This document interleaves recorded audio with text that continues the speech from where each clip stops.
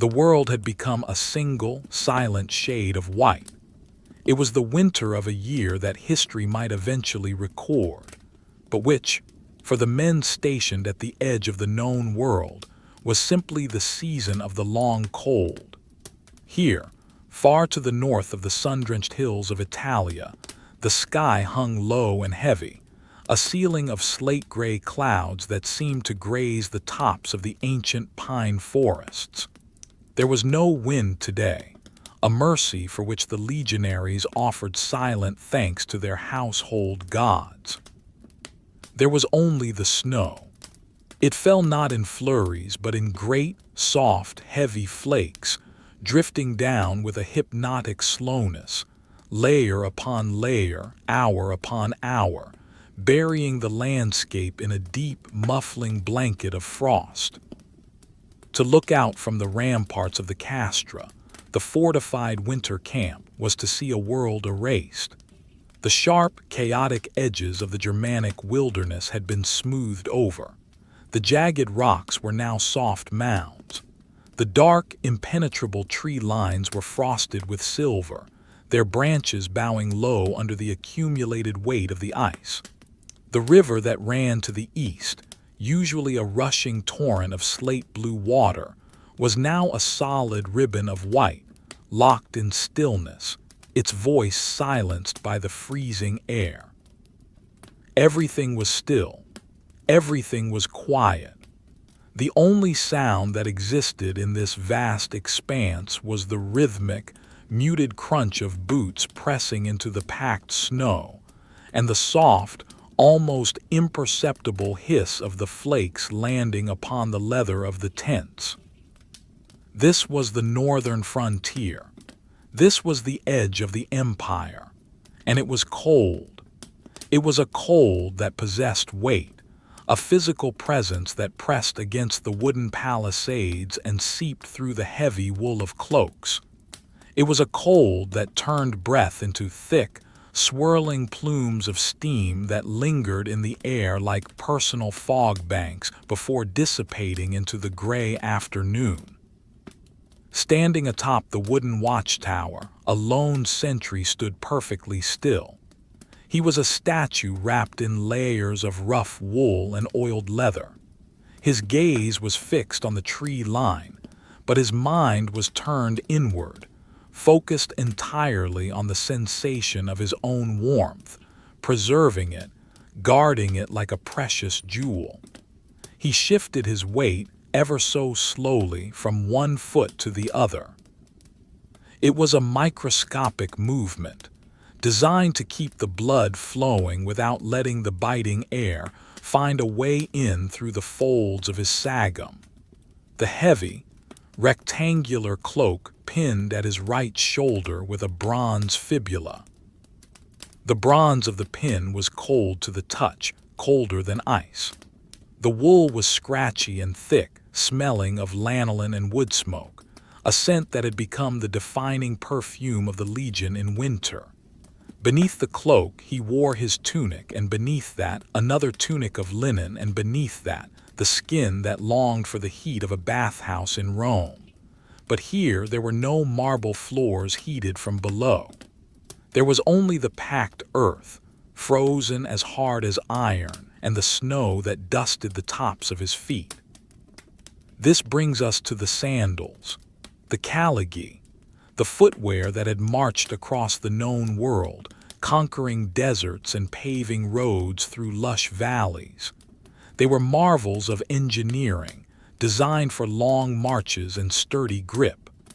The soles were thick, built from several layers of vegetable-tanned ox leather, clenched together with iron hobnails that bit into the earth, providing traction on mud, grass, and stone. The uppers were an intricate latticework of leather straps, winding around the ankle and up the shin, securing the foot firmly while allowing air to circulate.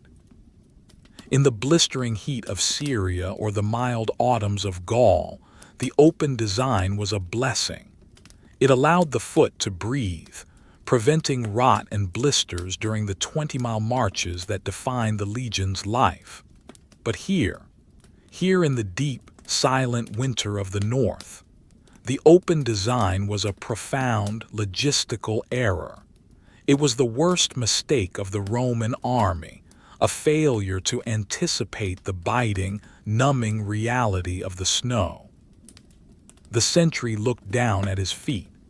The snow had dusted the tops of his sandals, settling in the gaps between the leather straps. The iron hobnails on the soles, excellent for grip, acted as conduits for the cold, pulling the freezing temperature of the ground directly up into the soles of his feet. The leather, stiff with the frost, offered little insulation. The skin of his toes, exposed to the air through the gaps in the straps, felt distant, numb, as if it belonged to someone else. There was no battle to be fought today. There were no barbarians storming the walls. The enemy was the temperature. The strategy was endurance. The tactic was insulation. Slowly, methodically, the sentry turned his head to survey the camp below. The castra was a grid of perfect order imposed upon the wilderness. Two main streets, the Via Praetoria and the Via Principalis, intersected at right angles, dividing the camp into neat, predictable quadrants. The precision of the layout was soothing. Even buried under snow, the lines were straight. The rows of tents, hundreds of them, were aligned with mathematical exactness. Smoke rose from the peak of every tent, hundreds of thin, gray pillars climbing straight up into the windless sky, testifying to the fires burning within. The camp was in hibernation. Activity was minimal. A group of 4 men moved slowly down the central avenue, carrying a heavy crate of supplies between them. They walked with a synchronized, plodding gait, their heads bowed against the cold, their breath puffing out in unison. Crunch, crunch, crunch. The sound of their footsteps was dull and heavy. They were moving firewood, logs of split pine and oak, destined for the hypocaust of the commander's quarters or the central ovens. The wood was dry and seasoned, its bark rough and dark against the pristine white of the snow. The sentry watched them until they disappeared around the corner of a granary. He returned his gaze to the horizon. The light was beginning to fade, the gray sky deepening into a charcoal bruise as the afternoon wore on. Night came early in the north. It arrived not with a sudden darkness, but with a gradual dimming of the world, a slow draining of color until everything was reduced to silhouettes and shadows. It was time for the changing of the guard. Below, the sound of a door creaking open broke the silence. A heavy wooden door, swollen slightly with dampness, scraping against its frame. Footsteps approached the ladder of the watchtower. They were slow, deliberate steps, wood creaking under the weight of a heavy man. The relief sentry climbed up into the small, covered platform. They exchanged no words. There was no need. A nod sufficed. The first sentry, his shift complete, relinquished his post. He moved to the ladder, his stiff joints protesting the movement, and began the descent. Step by step, hand over hand. The rough wood of the ladder rungs felt like stone under his gloves. Reaching the ground, he stepped into the snow. It was deeper here, drifting against the base of the tower.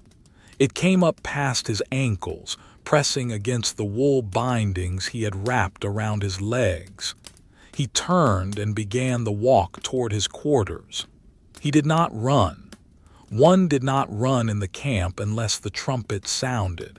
He walked with a steady, purposeful trudge. His destination was the contubernium, the tent shared by his squad of 8 men. It was located in the third row of the second quadrant, identical to every other tent in the row. It was made of heavy goatskin panels, stitched together with waxed thread, waterproofed with tallow. The leather was dark brown, almost black, and it sagged slightly under the weight of the snow that had accumulated on its sloped roof. As he approached, he could smell the air changing. The crisp, clean, metallic scent of the snow was beginning to mix with the smells of habitation. He smelled burning wood, the sharp tang of pine resin. He smelled boiling grain, a porridge of spelt and barley bubbling in iron pots. He smelled the faint, earthy odor of unwashed wool and drying leather. These were the smells of safety. He reached the entrance of his tent. The flap was weighed down with a heavy log to keep it from flapping in the wind. He bent down, pushing the leather aside, and stepped out of the white, freezing world and into the amber gloom of the interior. The drop in light was immediate. The tent was dim, lit only by a single oil lamp sputtering on a low wooden table and the glowing embers of a brazier in the center of the space. But the temperature change was the true shock. It wasn't hot, not by the standards of a Roman summer, but compared to the biting frost outside, it felt like stepping into a warm bath. The air was thick and still, retaining the body heat of the men and the warmth of the coals. He let the tent flap fall back into place behind him, sealing out the winter. The sounds of the outside world, the crunch of snow, the distant wind, were instantly muffled, replaced by the intimate domestic sounds of the tent. Two of his messmates were asleep, wrapped in their blankets on the straw pallets that lined the sides of the tent. Their breathing was deep and regular, a slow, rhythmic rasping that filled the small space. Another man sat on a stool near the brazier, mending a tear in his tunic with a bone needle. He looked up as the sentry entered, his eyes reflecting the tiny point of orange light from the lamp, then returned to his work without speaking. The sentry moved to his designated space, a narrow strip of ground covered with a straw mat and a heavy woolen blanket. He unclasped his cloak, the bronze fibula clicking as the pin released. The heavy wool slid from his shoulders, heavy and damp with the outer frost. He folded it carefully, shaking off the few flakes of snow that still clung to the hem, watching them melt instantly upon hitting the warmer air of the tent. He placed the folded cloak at the foot of his pallet. Now the task that had been on his mind for the last 4 hours, the sandals. He sat down on the edge of his pallet, the straw rustling softly beneath him. He extended his right leg. The caligae was wet, the leather darkened by the snow. The straps were tight, the leather having contracted in the cold. He reached down, his fingers slightly stiff, and began the process of unbuckling. It was a slow, intricate process. The leather laces were knotted and looped in a specific pattern, a military knot designed to never slip during a charge. He picked at the wet leather, loosening the first loop, then the next. He worked the strap free from the metal ring. The sound was a soft, wet slap as the leather pulled away from itself. He unwound the long strap from around his shin, around and around. The leather left faint, red indentations on his skin where it had pressed tight. He peeled the heel cup back. He pulled the lattice of the upper away from his instep. With a final tug, the sandal came free. He set it aside, placing it near the brazier but not too close. Heat would crack the leather if it dried too fast. It had to dry slowly, naturally. He repeated the process with the left foot, the picking of the knot, the loosening of the straps, the unwinding, the removal. His feet were pale, cold to the touch, and wrinkled from the dampness, but they were free of the iron-studded cages. He flexed his toes, watching the movement in the dim light. The blood began to return, bringing with it a prickling, tingling sensation. He reached into his pack, a leather satchel hanging from the tent pole, and pulled out his prize, a pair of udons. These were not standard issue, not strictly speaking. They were socks, thick and shapeless, sewn from felted wool. They were a concession to the climate, a piece of barbarian wisdom adopted by the conquerors. The Romans preferred their open sandals, but in this frozen land, pride gave way to practicality. He held the wool in his hands for a moment. It was coarse, gray, and smelled of the sheep it had come from. It felt dry and warm. He pulled the first sock onto his right foot. The wool scratched slightly as it slid over his skin, a friction that generated a sudden, welcome heat. He pulled it up over his ankle, up to his calf. He did the same with the left. The relief was instantaneous. The barrier between his skin and the air was restored. The wool trapped the heat of his body, reflecting it back against his skin. He wiggled his toes inside the thick fabric, feeling the fibers adjust to the shape of his foot. He leaned back against his pack, closing his eyes for a moment. The day's duty was done. The cold was outside. The warmth was inside. From the corner of the tent, the man with the needle pulled a thread through the linen tunic. ZZZZT. The sound was sharp and short. ZZZZT. He pulled it again. The sentry opened his eyes and looked at the brazier. The coals were glowing with a deep, pulsing red light, covered in a fine layer of gray ash. Occasionally, a small tongue of blue flame would flicker up, dance for a second, and vanish. He watched the heat haze shimmer above the coals, distorting the air, making the back of the tent look like a painting that had not yet dried. He needed to clean his gear. That was the rule. That was the discipline. But for now, for just a few minutes, he would sit. He would listen to the breathing of his comrades. He would listen to the wind, which was finally beginning to pick up outside, brushing against the leather walls of the tent with a sound like dry sand on paper. He reached for a small wooden cup on the table. It contained water mixed with a small amount of vinegar pasca. It was tepid, room temperature. He took a sip. The sour, sharp taste cut through the staleness of his mouth. He drank slowly, feeling the liquid move down his throat. In the distance, outside the tent, outside the walls, a wolf howled. It was a long, mournful sound, rising and falling in the darkness. It was far away, miles away. Here, inside the leather walls, there was only the safety of the routine. He looked at his sandals again, sitting by the fire. The mistake of the Roman army, open to the air, open to the snow, but they had adapted. They always adapted. They stuffed the sandals with wool and fur.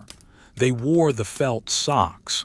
They conquered the cold not by fighting it, but by layering against it. The sentry picked up a rag and a small pot of tallow grease. It was time to oil the leather. He dipped the rag into the pale, solidified fat. He picked up the right sandal. He began to rub the grease into the straps. Circle after circle, rubbing the fat into the grain. The motion was repetitive, monotonous, soothing. The leather darkened as it drank the oil. He worked his way down the straps over the heel down to the sole. He polished the iron hobnails, wiping away the moisture to prevent rust. Rub, pause, dip, rub. The rhythm of the work matched the rhythm of the breathing in the tent. The world narrowed down to the small, greasy sandal in his hand and the warmth of the wool on his feet. The great empire, the emperor in Rome, the Senate, the wars, the history, it all faded away. There was only this tent, this fire, this task, and the long, slow, comfortable wait for the winter to end. The sandal was finished. The leather, now darkened and supple with the fresh application of tallow, drank in the dim light of the tent. The sentry placed it gently beside its mate on the dry earth near the brazier, ensuring they were aligned with the same rigorous precision that governed every other aspect of the Legion's existence. They sat there, two silent sentinels of ox hide and iron, drying slowly in the warmth, exuding a faint, earthy scent of animal fat that mingled with the wood smoke. He wiped his hands on a rough rag, removing the excess grease. The sensation of the oil on his skin was slick and heavy, a protective layer against the dry, cracking air of the winter. He took his time, cleaning each finger, rubbing the cloth into the crevices of his knuckles, then folded the rag into a neat square and tucked it back into his leather satchel. The tent was settling into the evening routine. The light outside had vanished completely, leaving the world beyond the leather flaps in a state of absolute freezing darkness. Inside, the single oil lamp burned steadily, its small flame casting long, dancing shadows that stretched up the walls and pooled in the corners of the ceiling. The air was thick, heavy with heat, and the quiet murmur of resting men. It was time for the evening meal. In the Roman army, the day began and ended with grain. It was the fuel of the empire, more vital than iron, more crucial than gold. Here, in the contubernium, the preparation of the grain was a ritual as sacred and unchangeable as the rising of the sun. The sentry moved to the corner of the tent where the heavy equipment was stored. He reached down and grasped the handle of the mola manuaria, the hand mill. It was a substantial object, a heavy disk of dark, porous basalt volcanic rock, quarried perhaps in the Rhineland or brought all the way from the central massif of Gaul. It was cold to the touch, its surface rough and pitted, like the skin of a petrified orange. He lifted it with a grunt of effort, feeling the dense weight of the stone in his forearms, and carried it to the center of the tent, placing it upon a sturdy leather sheet spread out on the ground. The stone made a dull thud as it settled, a sound that seemed to vibrate through the packed earth floor. Next came the grain sack. It was a heavy canvas bag, cinched tight at the top with a cord. He untied the knot, his fingers working slowly, deliberately. He opened the mouth of the bag and peered inside. The spelt and barley kernels shone faintly in the firelight, a sea of golden brown beads. They smelled of dry fields, of summer dust, of harvest. It was a smell that seemed impossibly distant from the snow-covered forest outside. He took a wooden scoop, its edges worn smooth by years of use, and dipped it into the sack. The grain rustled, a dry, shifting sound like wind moving through dead leaves. He lifted the scoop, filled to the brim, and poured the kernels into the funnel-shaped hole in the center of the upper millstone. They clattered down, hitting the stone with a sound like hard rain on a tiled roof. Tick-tack, shh. He grasped the wooden handle that protruded from the side of the upper stone. It was polished to a high sheen by the sweat and friction of 1,000 hands. He seated himself comfortably, crossing his legs, adjusting his tunic, and began to turn. Grind. The sound was low and guttural, stone rubbing against stone, a deep, resonant scraping that filled the small space of the tent. Grind. He turned the handle in a slow, clockwise circle. The upper stone rotated heavily over the stationary lower stone, crushing the hard kernels between them. It required effort, a steady, rhythmic application of force. The muscles in his shoulder bunched and relaxed, bunched and relaxed. Rumble, scrape, hiss. The flour began to emerge from the seam between the two stones. It spilled out onto the leather sheet in a slow, white cascade. It was not the snow-white dust of a senator's bread, but a hearty, coarse meal, speckled with the brown of the bran. It piled up in soft, miniature dunes, warm from the friction of the grinding. The motion was hypnotic, round and round. The handle moved through its orbit, the arm followed, the stone turned. The sentry's eyes lost focus, fixing on the spinning center of the mill. His mind emptied. There was no strategy to consider, no watch to keep, no cold to endure. There was only the turning of the stone. Grind, rumble, scrape. One of his messmates, the man who had been sleeping, stirred and sat up. He rubbed his face with calloused hands, blinking in the firelight. He watched the grinding for a moment, the rhythm seemingly lulling him into a waking trance. He did not speak. He simply reached for a small bundle of kindling and tossed a few twigs onto the brazier. The fire accepted the offering. The twigs hissed as the moisture within them boiled away, then popped and cracked as they caught flame. The light in the tent flared brighter for a moment, illuminating the falling flour, making it glow like gold dust. The sentry continued to grind. He added another scoop of grain. The pitch of the grinding changed slightly, deepening as the fresh kernels were crushed, then lightening again as they were reduced to meal. The smell of the raw flour rose up to meet him, a nutty, wholesome scent that triggered a deep, primal hunger.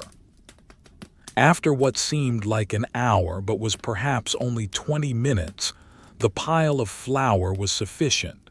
He stopped the mill. The silence that rushed back into the tent was profound. The ringing in his ears from the constant scraping slowly faded, replaced by the soft hiss of the fire. He carefully brushed the remaining flour from the lip of the millstone, adding every last grain to the pile. Waste was not permitted. He lifted the heavy stones, one by one, and returned them to their corner. He folded the leather sheet, funneling the coarse flour into the center, and carried it to the cooking area.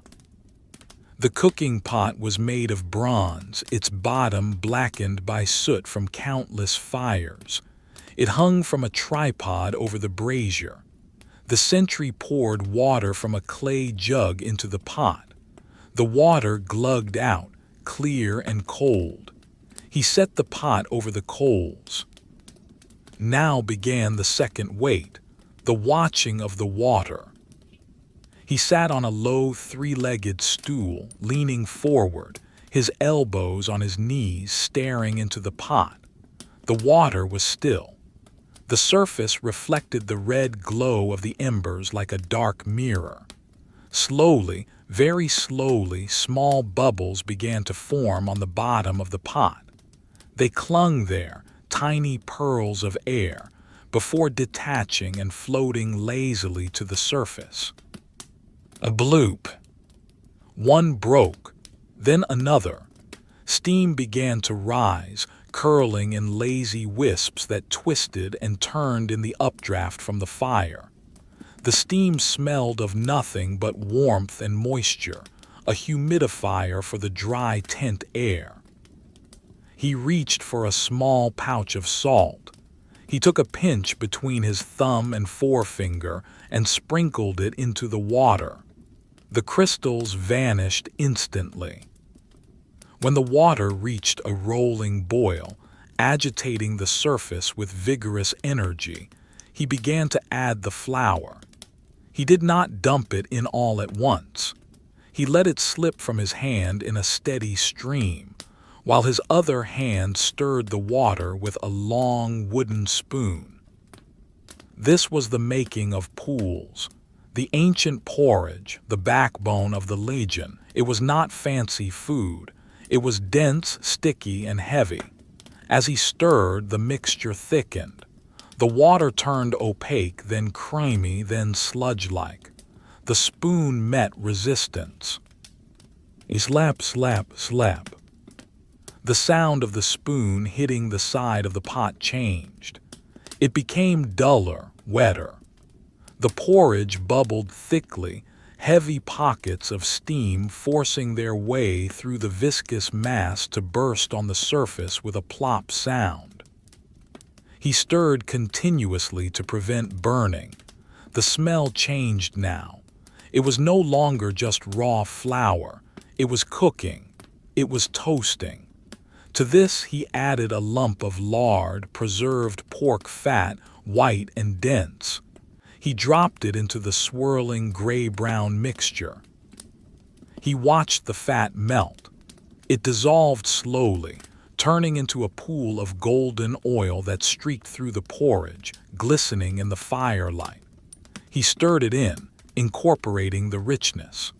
Finally, he added a handful of dried herbs, some crumbled sage, a bit of dried garlic that had been hanging from the tent pole. The garlic hit the heat and released a pungent, savory aroma that instantly filled the small space, waking the stomachs of every man in the tent. The porridge was ready. He took the pot off the hook, using a thick pad of wool to protect his hands from the hot bronze handle. He set it down on the wooden table. The other men in the tent, now all awake and moving with slow, lethargic purpose, produced their own wooden bowls. There was no clamor, no rushing. They moved with the economy of men who had done this 1,000 times. The sentry ladled the thick, steaming mixture into his bowl. It landed with a heavy splat, settling into a mound. He scraped the spoon against the side of the pot, ensuring every drop was transferred. He sat back on his pallet, the bowl cradled in his hands. The wood of the bowl was warm, radiating heat into his palms, thawing the last of the chill from his fingers. He could feel the weight of the food. It was a comforting, solid weight. He lifted his spoon. He blew on the porridge, watching the steam rush away from his breath. He took a small bite. It was hot, scaldingly hot, but he did not mind. The heat spread through his mouth, down his throat, and settled in his stomach like a hot stone. It tasted of earth and grain, of salt and fat, of sage and smoke. It was simple. It was monotonous. It was perfect. He ate slowly, chewing the coarse grains thoroughly. The tent was silent save for the sounds of eating, the scraping of wood on wood, the blowing on hot spoons, the soft sighs of satisfaction. Outside, the wind had picked up, howling around the corners of the tent, buffeting the leather walls. The canvas rippled and snapped occasionally. a reminder of the hostile world that lay just inches away. But here, in the glow of the brazier, with a belly full of warm grain and feet wrapped in wool, the storm seemed like a story being told about a faraway place. The cold could not reach them here. The snow could not touch them. He finished the last of the porridge, scraping the bowl until it was clean. He licked the spoon. He felt a heavy, drowsy contentment settle over him. His eyelids felt thick. The heat of the fire, the fullness of his stomach, the rhythmic sound of the wind. It was a lullaby woven from the elements of survival. He set the bowl down. He reached for his cup of water and took a sip to clear his palate. Then he leaned back against his pack, stretching his legs out toward the fire. The wool of his socks was now toasty warm. He wiggled his toes, feeling the freedom of movement, the absence of the rigid leather sandals. He watched the coals in the brazier. They were settling down now, the flames dying back to a steady, pulsing glow. The ash was building up around the edges, a soft gray blanket for the fire. One coal shifted, crumbling into sparks that drifted upward and vanished into the darkness of the tent's peak. The man who had been sewing put his needle away. He rolled up the tunic and placed it in his box. He blew out the oil lamp on the table. Now the only light came from the brazier. The tent plunged into a deep, amber semi-darkness. Shadows grew long and soft. The edges of the room disappeared. The world shrank to the circle of red light in the center. The sentry pulled his heavy cloak over his legs. He wasn't going to sleep yet. He had duties to attend to before true rest. But for this moment, this transition between the meal and the night, he allowed himself to drift. He watched the red light pulse, in and out, like the breathing of a sleeping giant. The wind howled again, a long, drawn-out moan that vibrated the tent poles. The sentry closed his eyes for a second, listening to the fabric strain against the ropes, holding firm. The structure held. The warmth held. It was a good tent. It was a good fire. The fire in the brazier had settled into a steady, hypnotic pulse. It was no longer a frantic consumer of wood, crackling and spitting with the energy of new ignition, but a mature, deep-seated heat source, a bed of glowing coals that breathed with a slow, rhythmic intensity. The light it cast was low and ruddy, painting the interior of the tent in shades of copper and deep umber, softening the harsh lines of the military equipment stacked along the walls. The sentry sat on his low stool, his legs extended toward the warmth. The heavy bowl of pools sat empty on the ground beside him. He picked it up now, feeling the residual warmth of the wood against his palms. It was a simple vessel, turned from beech wood, its surface darkened by years of handling and the absorption of countless meals. He ran his thumb along the rim, feeling the smooth, worn grain. There was a small chip near the edge, a minor imperfection he had memorized through touch alone over the last 6 months of the campaign. He reached into his satchel and withdrew a small, coarse cloth reserved specifically for this purpose. He did not wash the bowl with water. Water was precious, and in this temperature, it was better to keep the wood dry to prevent cracking. Instead, he scoured it. He rubbed the cloth firmly against the interior of the bowl, moving in tight, concentric circles. A swish, swish, swish. The sound was soft, like dry grass rustling in a summer breeze. He worked the cloth into the corners where the bottom met the sides, ensuring no residue of the porridge remained. He polished the spoon as well, wiping the handle until the wood shone with a dull, matte luster. It was a mindless task, a repetitive motion that allowed his thoughts to drift, unanchored in the quiet space between duty and sleep. Once the utensils were clean, he wrapped them in the cloth and placed them back in his pack. He checked the fastenings of the bag, tightening the leather strap until the brass buckle bit into the punched hole. Click. Now came the armor. The Lorica segmentata lay in a heap near his sleeping mat, a disjointed shell of iron and leather. He had removed it before the meal, peeling it off like the carapace of a giant beetle. Now, in the quiet of the evening, it required his attention. The snow and the damp air were the enemies of iron. Rust was a silent, creeping adversary that never slept, an enemy more persistent than any barbarian tribe. He pulled the armor toward him. The metal plates clattered softly, a dull, heavy sound that was immediately swallowed by the thick air of the tent. He lifted the shoulder guard, the heavy, curved section that protected the upper body from downward strikes. The metal was cold to the touch, retaining the chill of the day despite the warmth of the tent. It felt dense and substantial in his hands.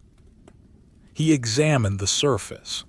The iron was gray and smooth, bearing the faint hammer marks of the fabricator who had shaped it in a workshop hundreds of miles away. He tilted the plate toward the firelight, squinting to inspect the rivets, the small, round heads of brass that held the internal leather straps in place. They gleamed like dull gold coins against the gray iron. He spotted it, a faint orange bloom near the hinge of the gorget plate, a spot of rust no larger than a grain of sand. He sighed a long, slow exhalation through his nose. It was expected. The snow found a way. The moisture found a way. He reached for his maintenance kit, a small wooden box with a sliding lid. Inside sat a jar of olive oil, thick, green gold and congealed slightly by the cold, and a piece of pumice stone.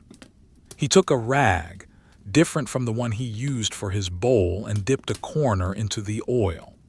The oil was viscous, coating the fabric in a heavy, glistening sheen. He began to rub the spot of rust. Rub, rub, rub. He applied pressure, working the oil into the metal, using the friction to heat the iron slightly. He rubbed in small circles, his eyes fixed on the tiny imperfection. The smell of the oil rose up, mixing with the wood smoke. It was a rich, vegetal scent, a memory of sun-drenched groves in the south, a stark contrast to the sterile, frozen air outside. After a minute of steady rubbing, he wiped the spot clean. The orange bloom was gone, replaced by the dark, clean gray of the iron. He inspected the rest of the plate. He ran the oily rag over the entire surface, leaving a thin, protective film that caught the firelight and made the armor look wet. He moved to the next section, the girth hoops. These were the long, horizontal strips that wrapped around the torso. They were articulated, sliding over one another to allow movement. He flexed the leather straps on the inside, checking for cracks or rot. The leather was stiff but sound. He oiled the front of the plate, then the back. The process was slow. There were 4 quadrant sections to the armor, each composed of multiple plates. There were dozens of buckles, hinges, and tie loops. He attended to each one. He picked up a brass buckle. He polished it with his thumb, rubbing away the tarnish until he could see a distorted reflection of the fire in the curved metal.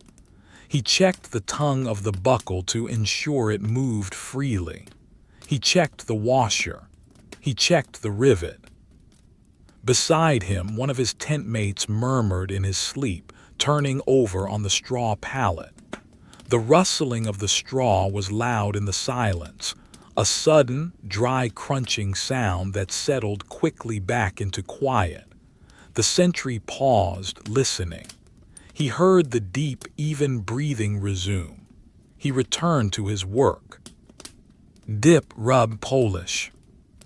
Dip, rub, polish. The repetition was a balm. It ordered the world.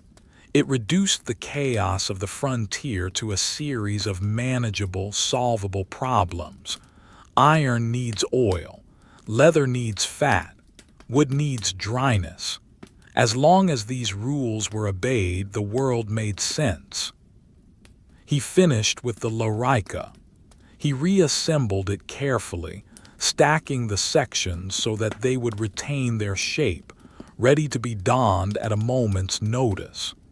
He placed it at the head of his sleeping mat, a pillow of iron for the soldier's mind. Next, the helmet, the galea.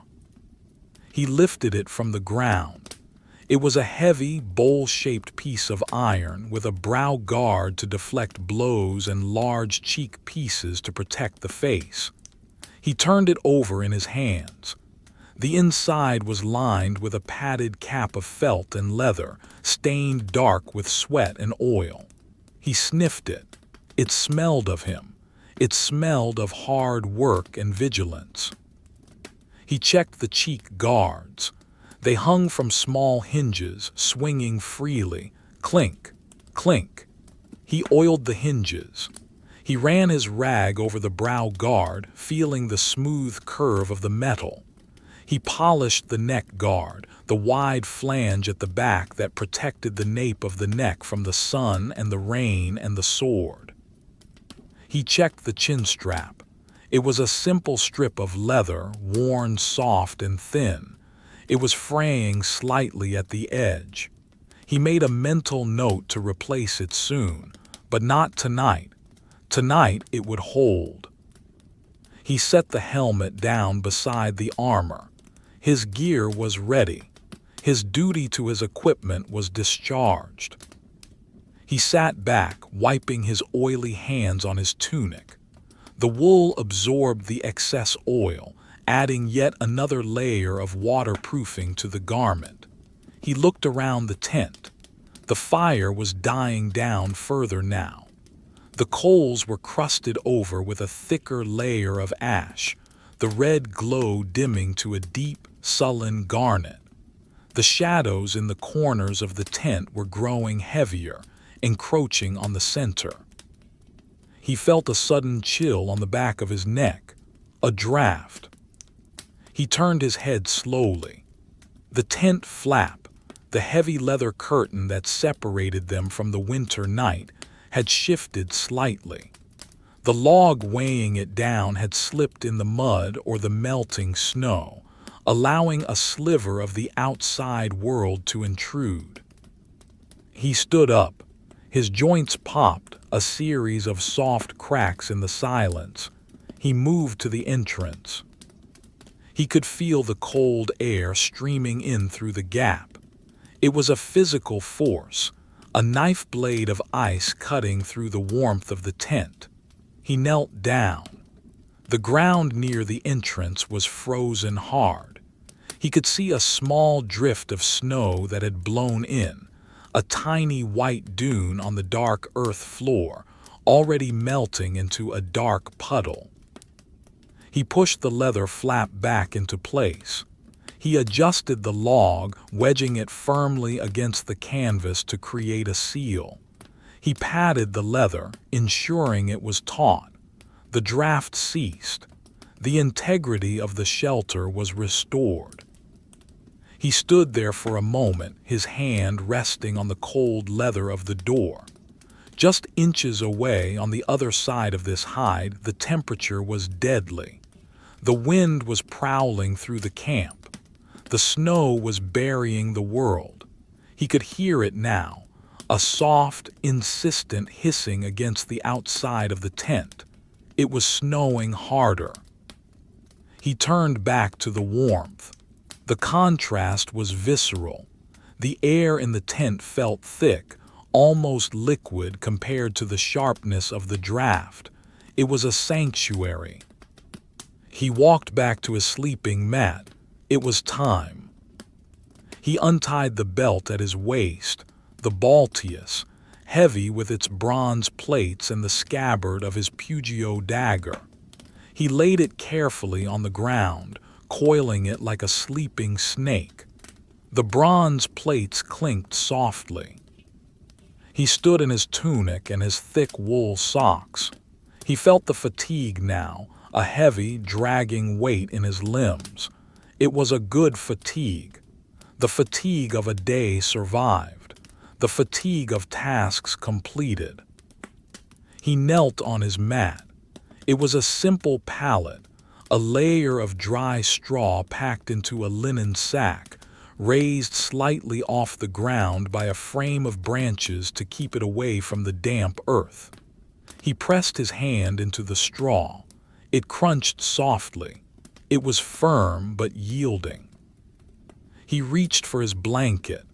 It was a sagum, a heavy, rectangular piece of woven wool dyed a dark, brownish red.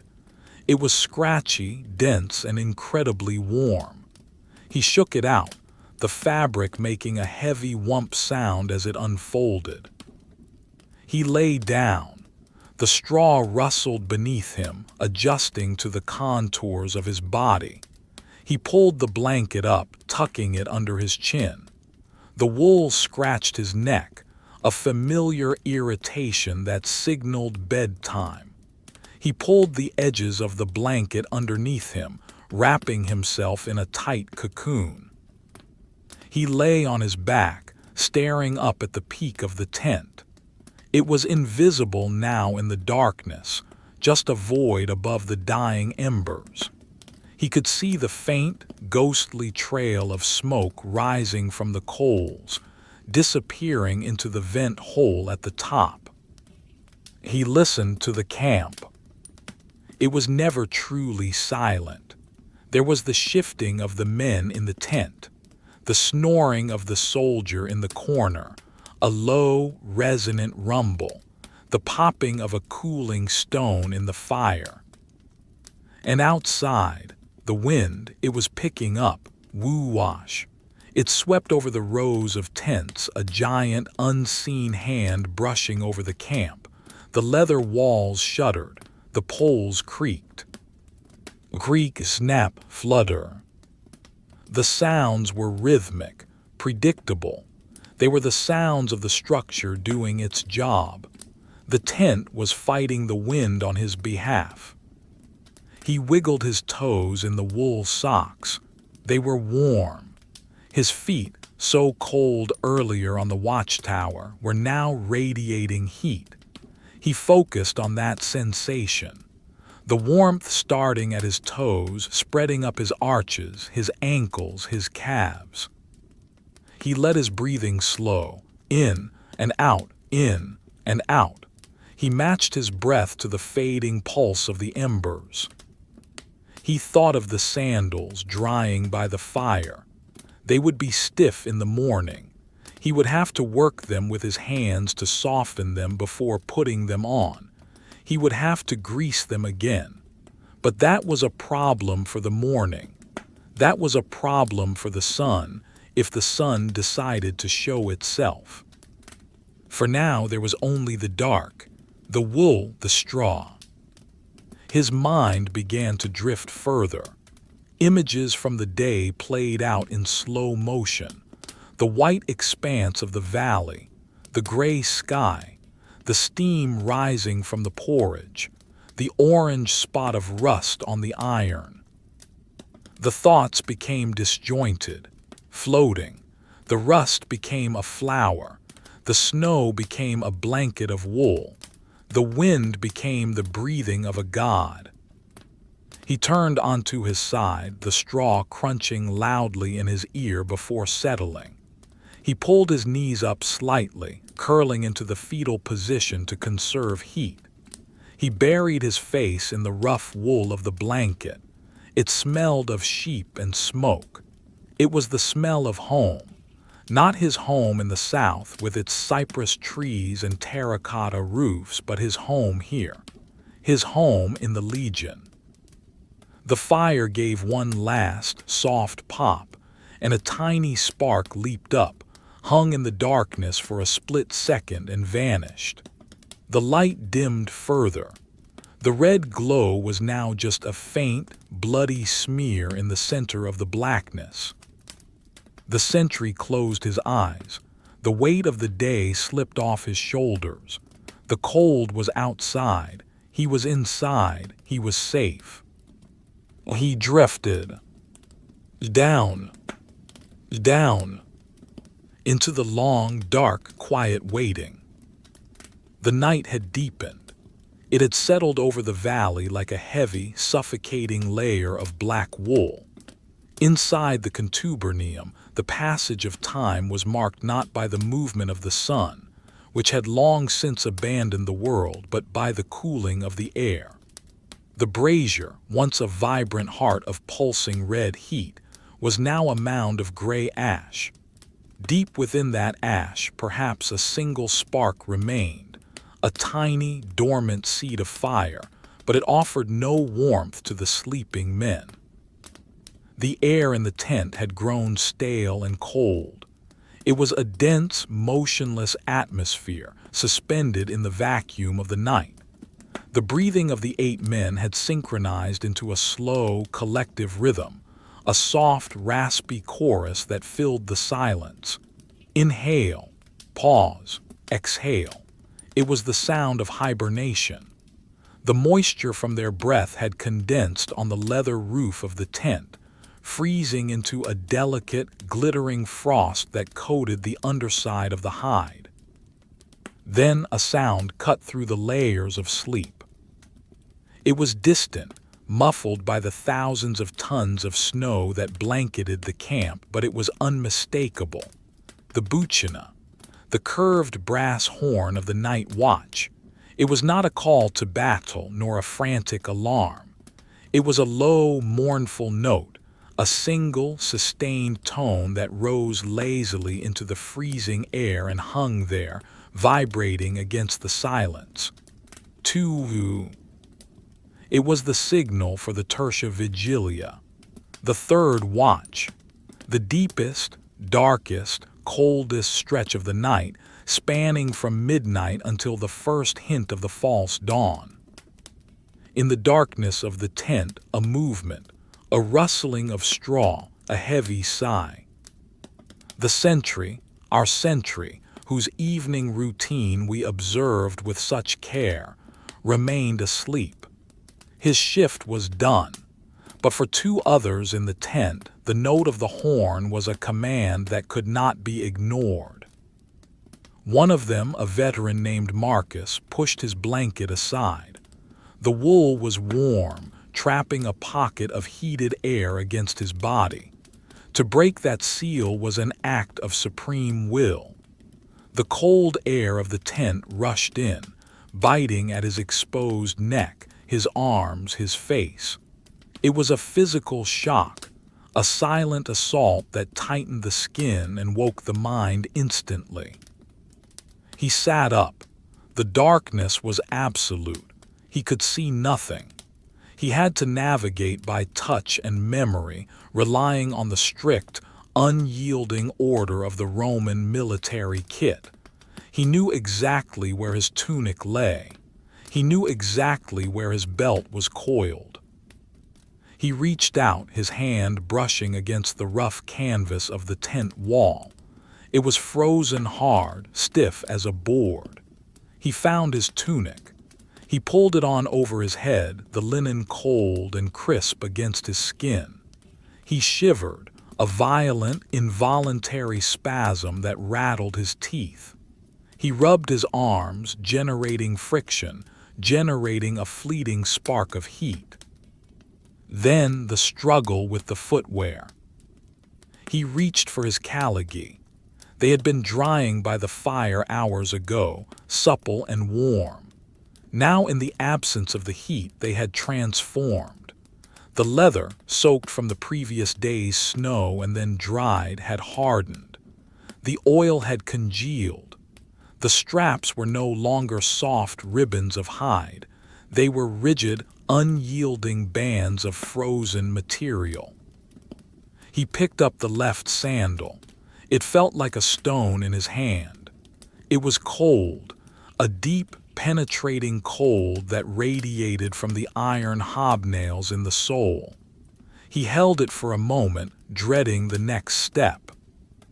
He was wearing his udons, the felted wool socks. They were his only defense. He pushed his foot into the sandal. The wool snagged on the stiff leather. He forced it down. The heel cup dug into his ankle. The straps resisted his fingers. Tying the sandals in the dark with frozen fingers was a task of immense frustration and monotony. He had to find the end of the long lace by feel. He had to thread it through the loops. Loop, pull, loop, pull. The leather squeaked, a high, tight sound of friction in the quiet tent. He pulled the lace tight, too tight. He could feel the circulation in his toes being pinched. He loosened it, too loose. The sandal would slip in the snow. He pulled again.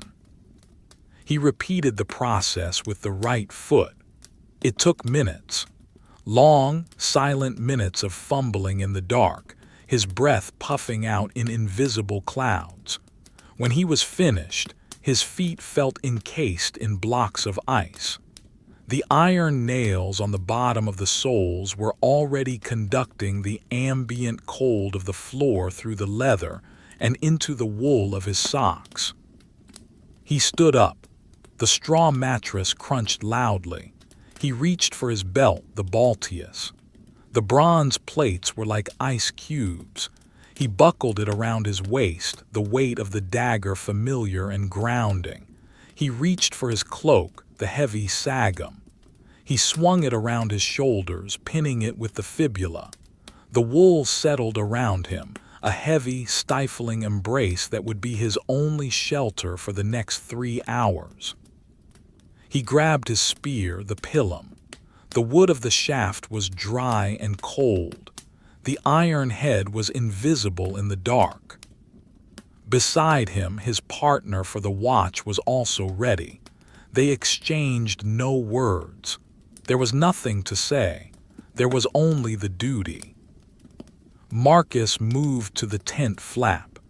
He hesitated for a fraction of a second, his hand hovering over the leather. He was about to leave the warmth, relative as it was, of the tent for the absolute hostility of the outside world. He pushed the flap aside. The world outside was blue. The clouds had broken just slightly, enough to let the moon filter through the haze. The snow, which covered everything, the ground, the tents, the wagons, the walls, glowed with a spectral luminescence. It was a blue-gray light, flat and shadowless, that made the camp look like a necropolis carved from marble. The cold hit him. It was not just air, it was a solid wall. It pressed against his eyes, making them water instantly. The tears froze on his lashes, gluing them together for a second before he blinked them clear. The air inside his nose froze, the tiny hairs stiffening with every inhale. He stepped out, crunch. The sound was explosively loud. The snow had crusted over during the early night, forming a layer of ice on top of the powder. His hobnailed boots broke through this crust with a sharp, crisp fracture, sinking into the softer snow beneath. Crunch, crunch. His partner stepped out behind him.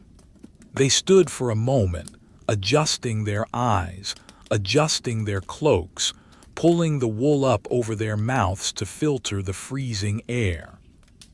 They began to walk. Their destination was the northern rampart, the section of the wall facing the great Hercynian forest. It was the most exposed point, the point where the wind hit first, the point where the trees grew closest to the ditch. They walked down the Via Sagularis, the perimeter road that ran between the tents and the ramparts. The camp was a grid of sleeping geometry. The rows of tents were identical triangular prisms of snow-covered leather. They looked like burial mounds. There was no movement. No smoke rose from the vents now. The fires had all died down. The only movement was the slow, drifting fall of new snow, which had begun again, dusting the icy crust with fresh powder. Crunch, crunch, crunch, crunch. Their footsteps were the metronome of the night. They walked in step, a habit ingrained by years of drilling. Left, right, left, right. The iron nails bit into the ice. The leather straps creaked against their ankles. They passed the granary, the horium.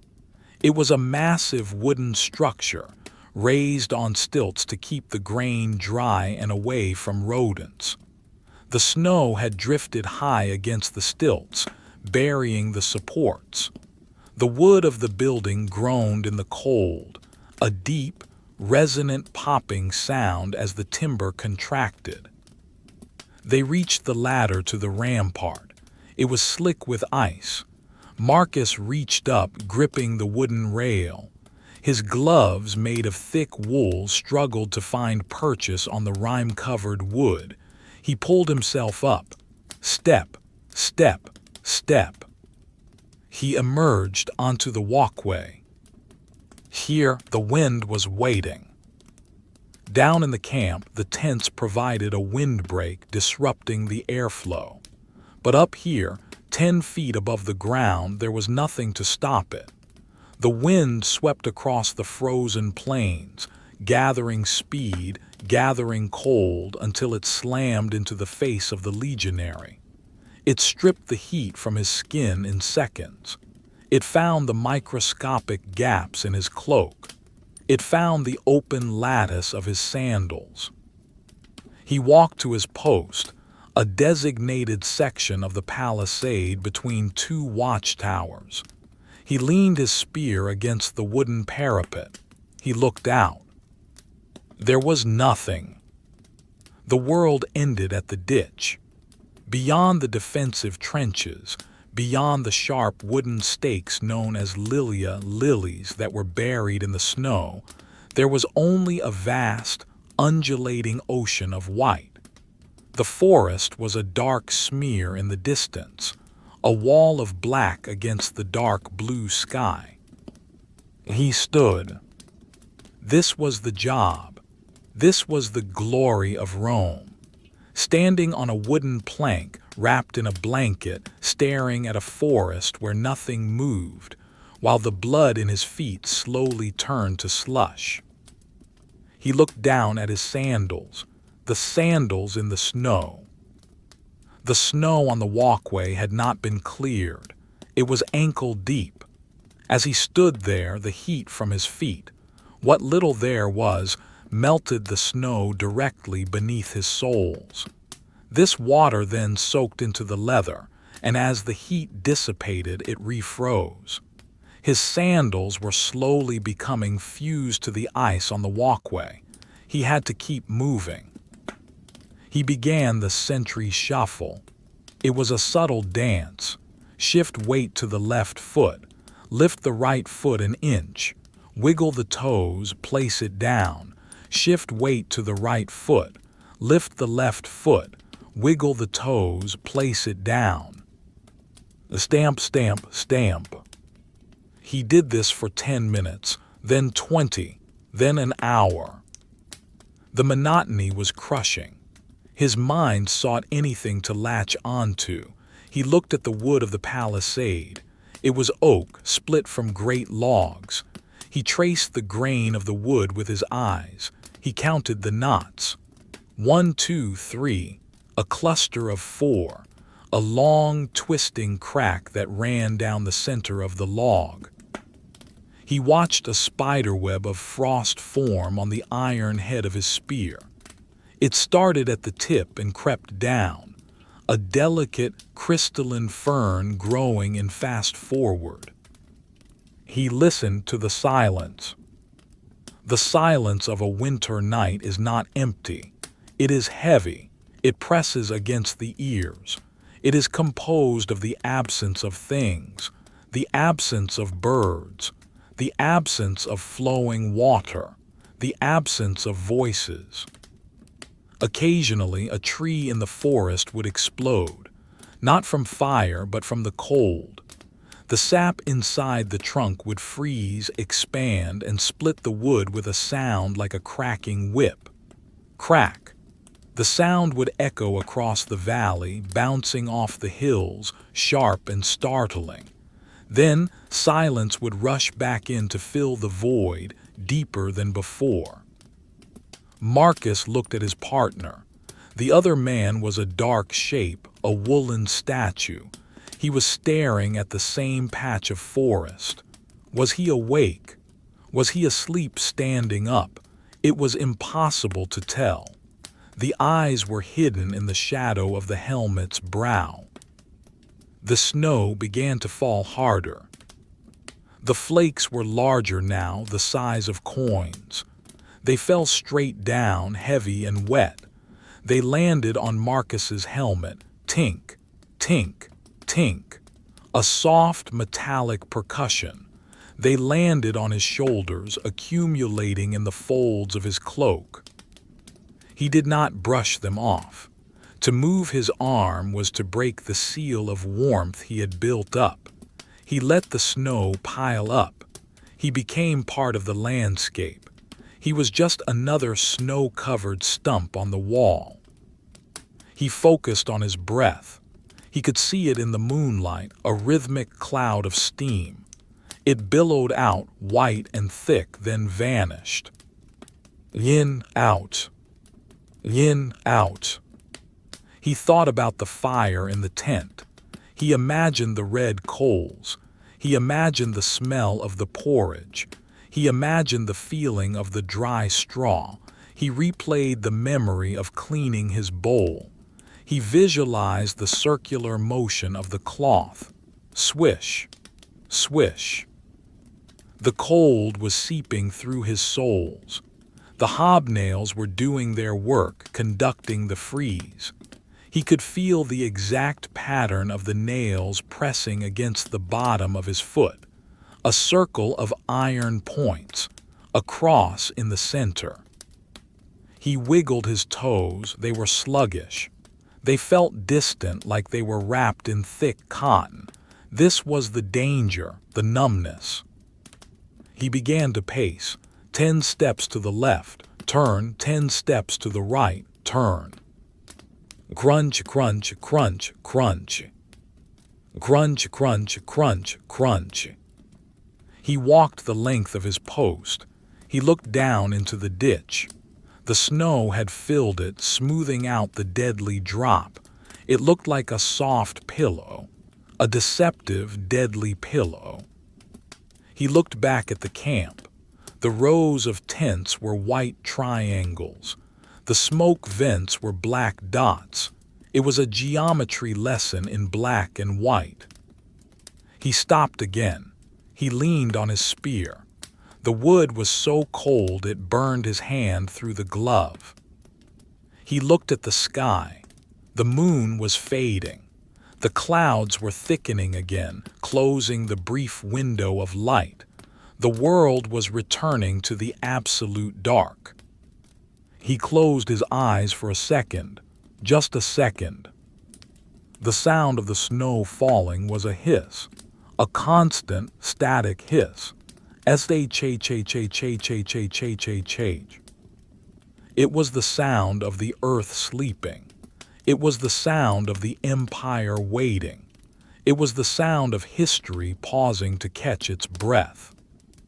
He opened his eyes. He was still there. The wall was still there. The snow was still there. He looked at his feet.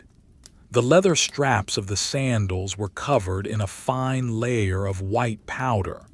The skin of his instep, visible between the straps, was pale, almost blue in the darkness.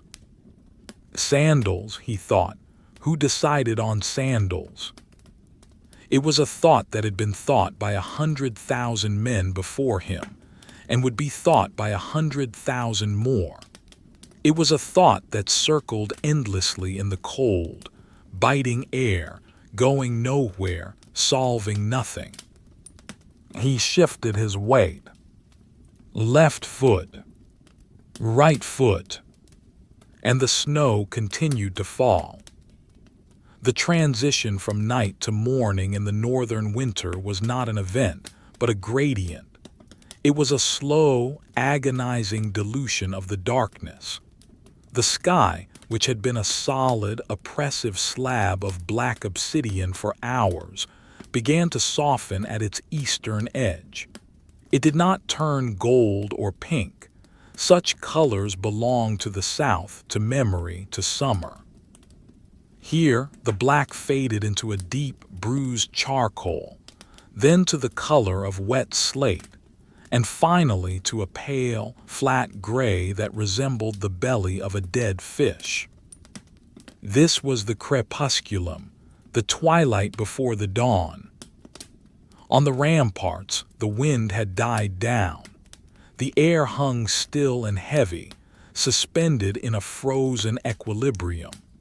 The temperature had dropped to its absolute nadir, that singular, crystalline moment of cold that occurs just before the sun attempts to rise. The bucina sounded again. 20202. 3 long, flat notes. They did not echo. The snow absorbed them instantly, swallowing the sound as if it were a physical object dropped into a drift. It was the signal for the end of the tertia vigilia. The third watch was over. The fourth watch, the morning watch, had begun. Marcus, standing on the wooden walkway, let out a breath he didn't know he was holding. It plumed before him, a dense white cloud that obscured his vision for a second before drifting upward. He turned his head slowly to the left, then to the right. The movement was stiff. His neck muscles felt like dry, brittle ropes. He tapped his spear against the wooden parapet. Thunk, thunk. The wood was hard as stone. His relief appeared at the top of the ladder. 2 fresh men, their eyes bright in the gloom, their cloaks wrapped tight. They moved with the jerky energy of men who were still warm from their blankets. They nodded to Marcus and his partner. There were no words. The exchange was a silent choreography of survival. Marcus stepped back. The new man stepped forward. The post was transferred. Marcus moved toward the ladder. His feet were the problem. They were no longer feet.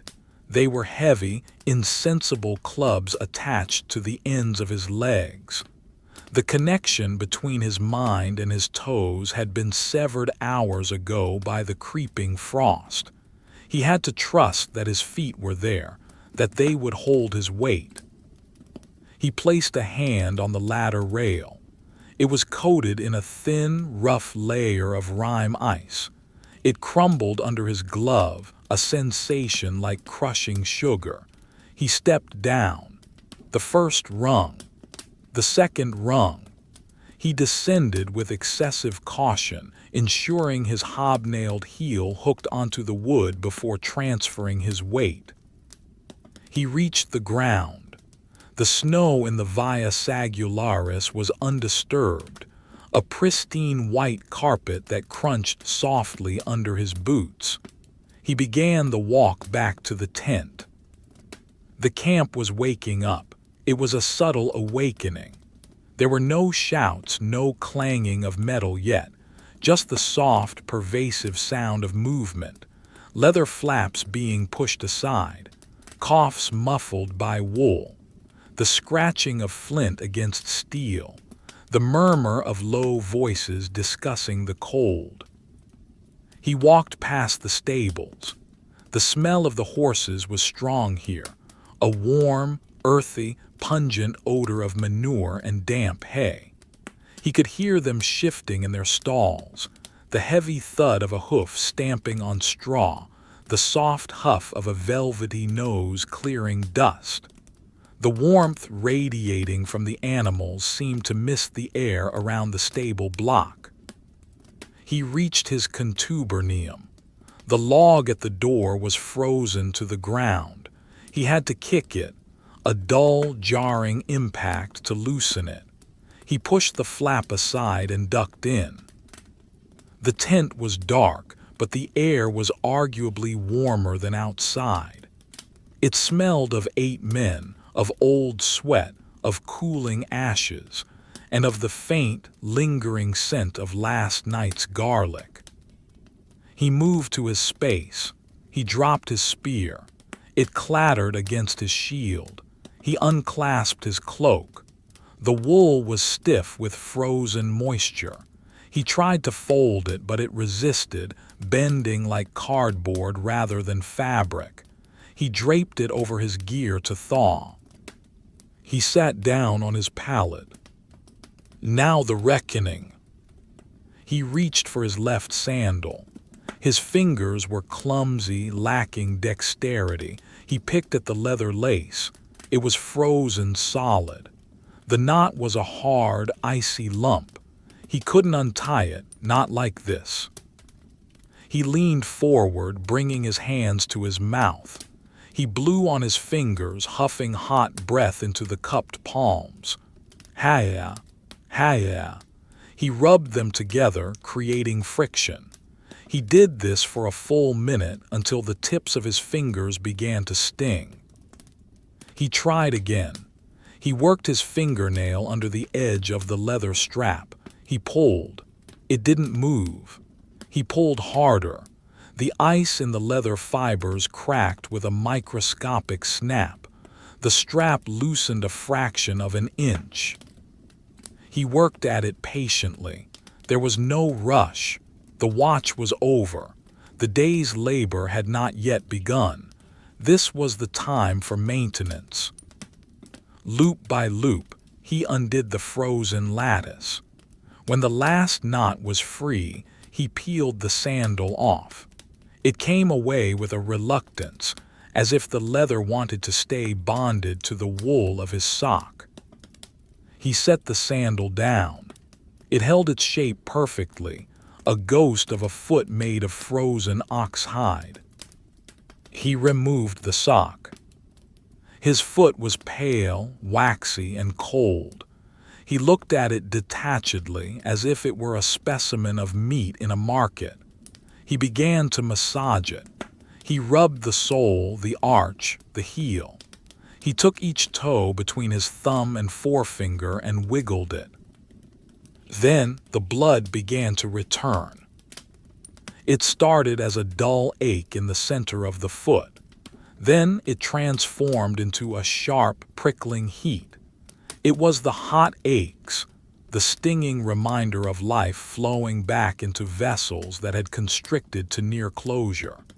It was painful, an intense burning sensation that made him grimace in the dark, but it was a good pain. It was the pain of survival. He pulled on a fresh, dry pair of socks from his kit. The dry wool felt rough and wonderful. Across the tent, the fire was being reborn. The soldier designated for the morning fire duty, a young recruit from Gaul, was kneeling by the brazier. He had cleared away the gray ash to reveal the single, dull red coal that had survived the night. He placed a handful of dry moss, tinder carried all the way from the southern forests, directly onto the coal. He leaned down, his face inches from the ash, and blew. PFFFFFFFT. A tiny glow brightened in the moss. Smoke, thin and gray, curled up. PFFFFFFFT. The glow spread. The moss turned orange. A tiny flame, no bigger than a fingernail, flickered into existence. He added small twigs stripped of their bark. They caught quickly. The fire crackled, a sharp, cheerful sound in the sullen morning. The light grew, pushing back the shadows, illuminating the faces of the men as they sat on their bunks, rubbing their eyes, scratching their beards. The routine of the morning meal began. It was a mirror image of the evening. The grinding of the corn, the boiling of the water. But in the morning, the mood was different. It was efficient, preparatory. The men were not winding down, they were gearing up. Marcus ate his porridge quickly. It was thinner this morning, more watery, designed to hydrate as much as to fill. He drank a cup of pasca. The vinegar cut the phlegm in his throat. "Snow duty," the decanus, the squad leader, said. His voice was gravelly, unused to speech after the long silence of the night. The men groaned softly, a ritualistic complaint, but they moved. They donned their gear, not the armor, not yet. This was labor. They wore their tunics, their cloaks, and their boots. Marcus picked up his sandals. They had thawed slightly near the fire, becoming pliable again. He greased them quickly, a slapdash job compared to the evening ritual, just enough to keep the water out. He put them on. The leather was warm. They grabbed wooden shovels and marched out. The camp was a hive of slow-motion activity. The Via Principalis, the main street, had disappeared under 6 inches of fresh snow. It needed to be cleared. A Roman camp was a place of order. Snow was disorder. Therefore, the snow must go. Hundreds of men were already at work. The sound was a rhythmic scraping chorus. Scrape, lift, toss, scrape, lift, toss. Marcus joined the line. He drove the wooden blade of the shovel into the snow. It was light and powdery on top, heavy and wet underneath where it touched the ground. He lifted the load. The wood of the shovel handle was smooth and polished. He tossed the snow to the side, adding to the growing berms that lined the street. The motion was repetitive, monotonous, calming. Scrape, the wood hissed against the packed earth. Lift, the weight settled in his lower back. Toss, the white powder flew through the gray air, scattering like dust. He watched the snow flying from the shovels of the men ahead of him. It created a rhythmic visual wave. Up, down, up, down. The sky was lightening further. The gray was becoming pearlescent. The sun was somewhere behind the clouds, a vague, bright bruise in the overcast. Marcus focused on the texture of the snow. It was complex. There were the large, fluffy flakes that had fallen last. There were the small, hard pellets of graupel that had fallen during the squall. There were the icy shards of the crust. All of it mixed together in the shovel, a chaotic jumble of crystals that he was tasked with moving from one place to another.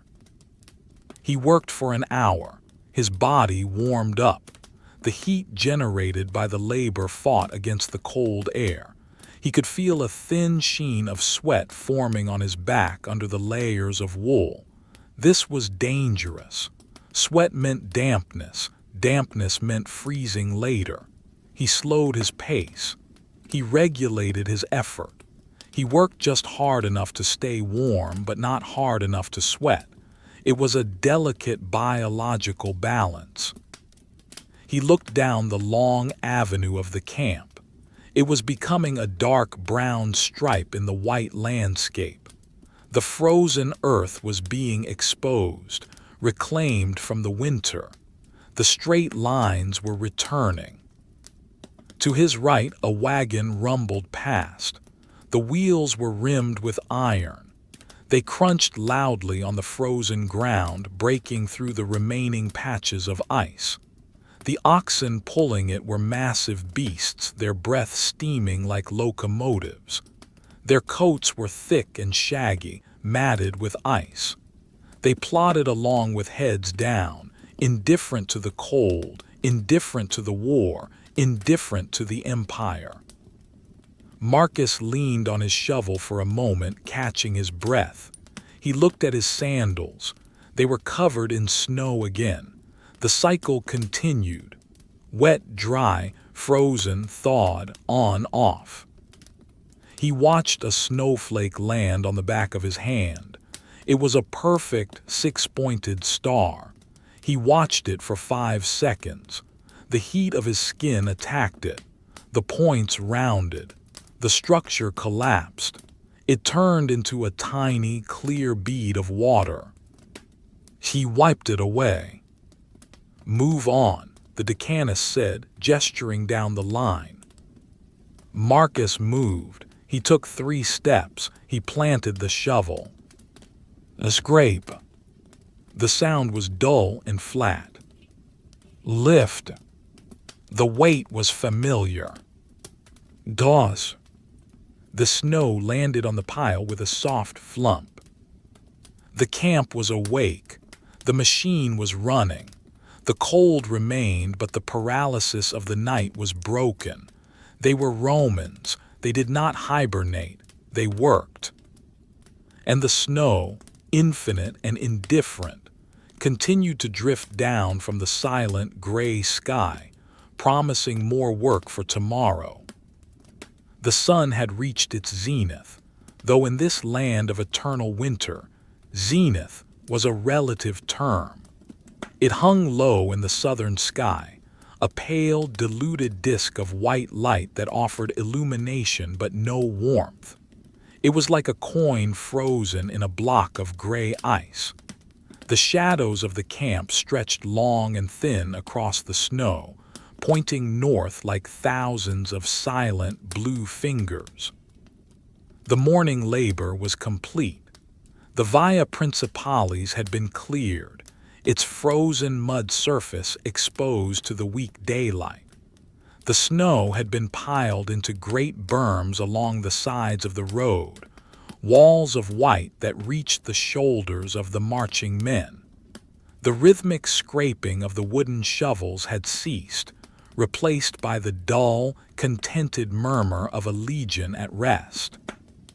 Marcus stood by the granary, leaning on his shovel. His breath came in slow, measured puffs. The sweat that had formed on his back during the work was beginning to cool, a dangerous sensation that every soldier knew well. To stop moving was to invite the frost back into the bones. It was time to transition. It was time for the one luxury the empire provided at the edge of the world. The bathhouse. The thermi of the winter camp was a marvel of logistical triumph over the environment. It was a low, squat building constructed of timber and double-layered wattle and daub, insulated with packed earth and straw. It sat near the center of the camp, a dark, brooding structure that seemed to exhale. From its roof, thick plumes of white steam rose constantly, merging with the gray sky. From a lower vent on the side, dark wood smoke tumbled out, smelling of pine and oak. Marcus walked toward it. The anticipation of heat was a physical weight in his chest. He passed the wood piles where men were stacking logs, hundreds of cords of fuel required to keep the fires burning day and night. The wood was the lifeblood of the bath. Without it, the building would be just another freezing shed. He reached the entrance. A heavy curtain of felted wool, stiff with grease and soot, covered the door. He pushed it aside. The air inside the vestibule was different. It was not yet hot, but the biting edge of the wind was gone. It was still, damp, and smelled faintly of wood smoke and old olive oil. He stamped his feet, thump, thump, knocking the last of the snow from his sandals. He scraped the soles against a rough stone set into the floor for this purpose. He entered the apoditerium, the changing room. It was a long, narrow room lined with wooden benches. Above the benches were rows of pegs and cubbyholes. The room was crowded with men in various stages of undress. There was no shouting, no loud conversation. The atmosphere was one of quiet, reverence for the ritual to come. The soundscape was soft. The rustle of wool, the clink of belts, the thud of boots on wood. Marcus found a space on a bench. He sat down. The wood was smooth, polished by the seats of thousands of trousers. He began the process of shedding his armor against the cold. First, the heavy cloak. The sagum was heavy with absorbed moisture. He unpinned the bronze fibula, the metal cold against his fingers. He folded the cloak carefully, always carefully, and placed it in a cubbyhole. Next, the belt. The balteus came off with a heavy jingle of metal plates. He coiled it and placed it on top of the cloak. Then the tunic. He pulled it over his head. The linen was damp with sweat. He shivered as the cooler air of the changing room hit his skin. He folded the tunic. Finally, the sandals, the Caligae, the source of so much misery on the wall. He untied the laces, now pliable from the warmth of his work. He pulled them off. His feet were pale, the skin imprinted with the pattern of the straps and the texture of the wool socks. He peeled off the socks. His toes were white and wrinkled. He was naked now, save for a pair of simple wooden clogs solely that he pulled from his kit. These were essential. The floors of the heated rooms could burn the skin, and the damp wood could harbor fungus. The clogs clattered softly on the floorboards as he stood. Clack, clack. He picked up his small kit, a strigil, a curved bronze scraper, a small flask of oil, and a rough linen towel. He moved to the door of the tepidarium. This was the warm room, the transition zone. The body could not go from freezing to boiling instantly. The shock was too great. He stepped inside. The tepidarium was a large, vaulted room. The air here was warm, perhaps 25 degrees Celsius, 77 degrees F. It was dry heat, radiating from the walls and the floor. There was no steam here, just a comfortable, enveloping warmth that felt like a summer evening in Italia. Benches lined the walls. Marcus sat. He closed his eyes. He felt the heat begin to work on him. It started at the surface of his skin, a gentle thawing of the outer layer. Then it moved deeper into the muscles of his shoulders, tight from shoveling snow. It seeped into his calves, knotted from the long march on the ramparts. He sat there for 20 minutes. He did nothing. He thought of nothing. He simply existed in the warmth. The silence in the room was profound. Occasionally, a drop of condensation would fall from the ceiling, plip, and land on the stone floor. Occasionally, a man would sigh, a long exhalation of tension leaving the body. The floor beneath his wooden clogs was warm. It was heated by the Hypnotic system, a glorious piece of engineering beneath their feet. Under the floor, pillars of tile supported the surface, and between those pillars, hot air from the furnace circulated, turning the entire floor into a radiator. It was the most beautiful thing Marcus could imagine. He opened his eyes. The room was dim, lit by small windows high in the walls that let in shafts of gray light. Dust motes danced in the beams, swirling in the slow convection currents of the warm air. It was time for the caldarium, the hot room. He stood up. His body was ready. He walked to the heavy wooden door at the far end. Heat radiated from the wood itself. He pushed it open. A wall of white struck him.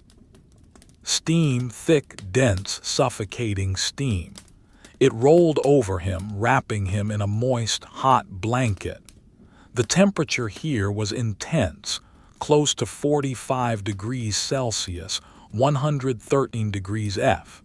The air was saturated with moisture. He stepped through the fog. The visibility was low, perhaps only a few feet.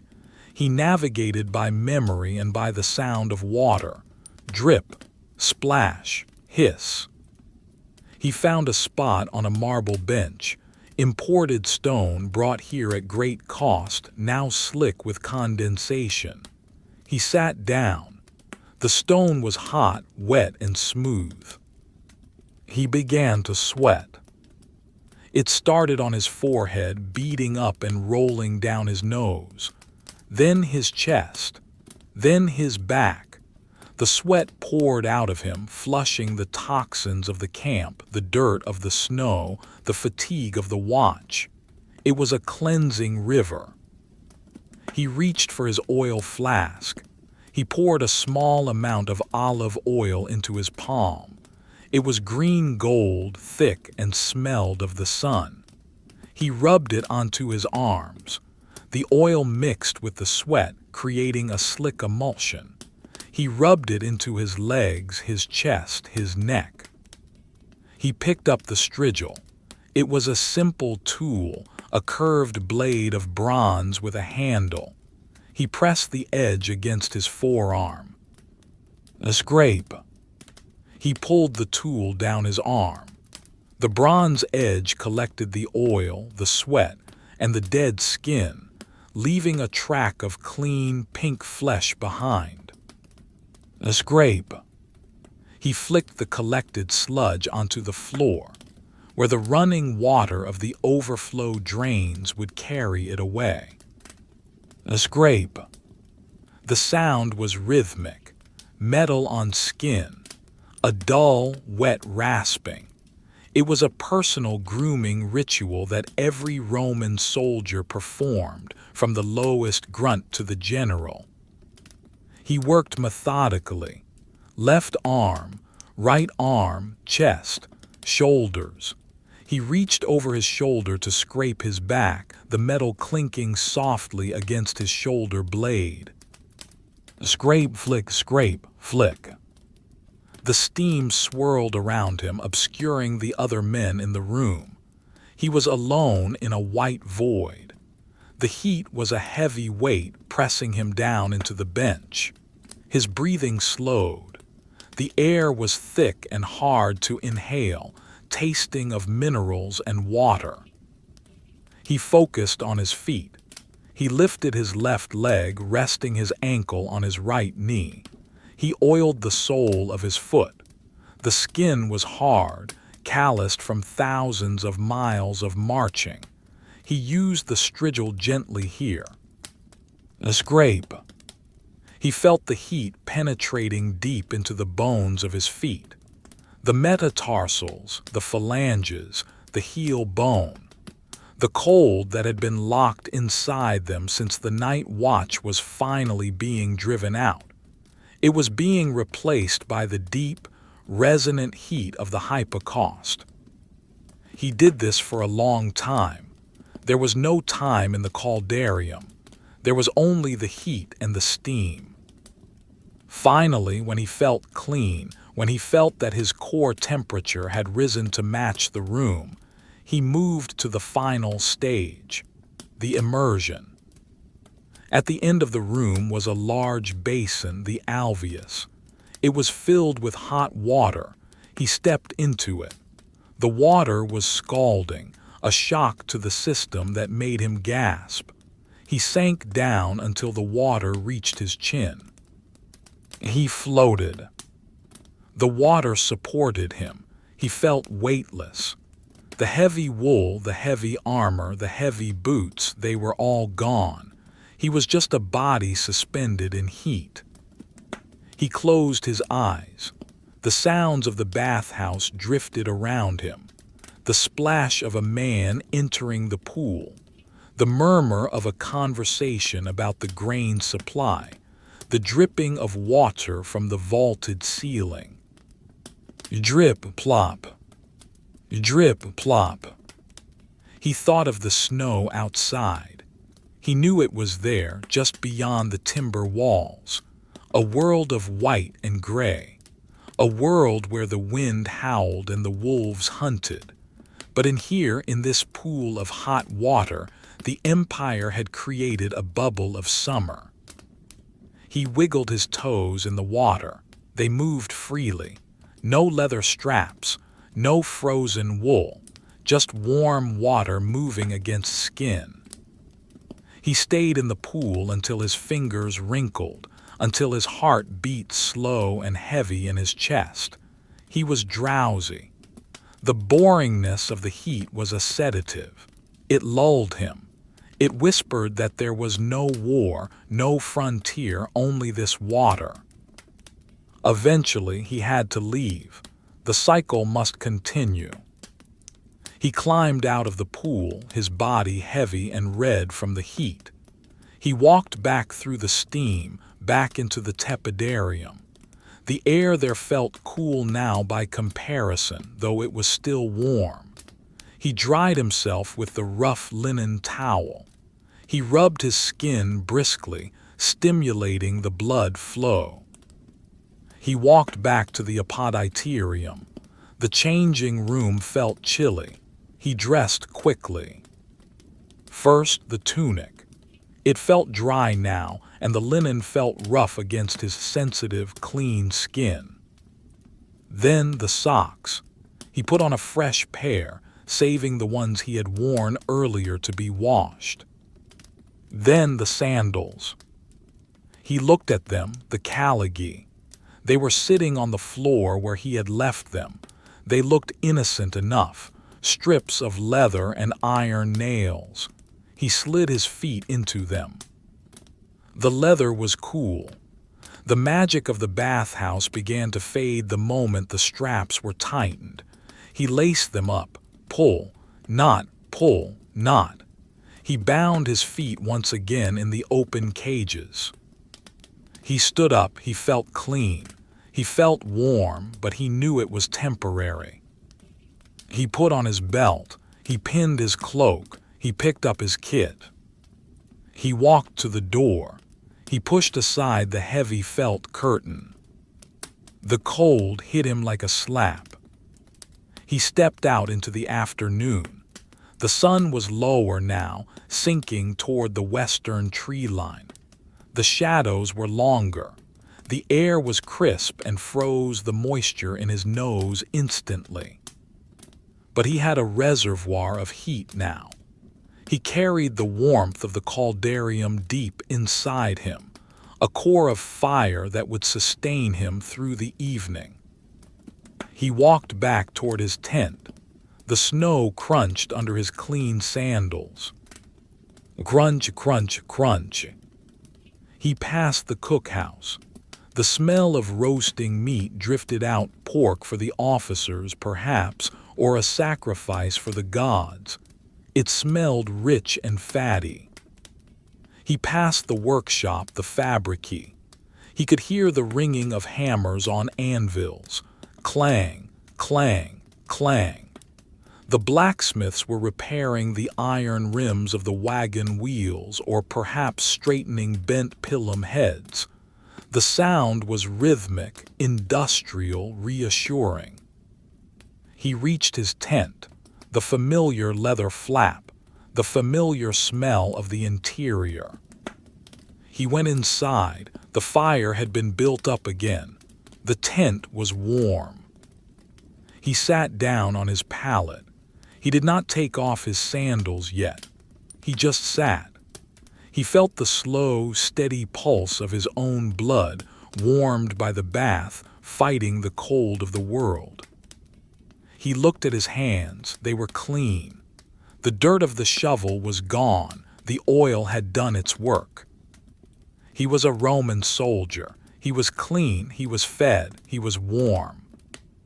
And for now, that was enough.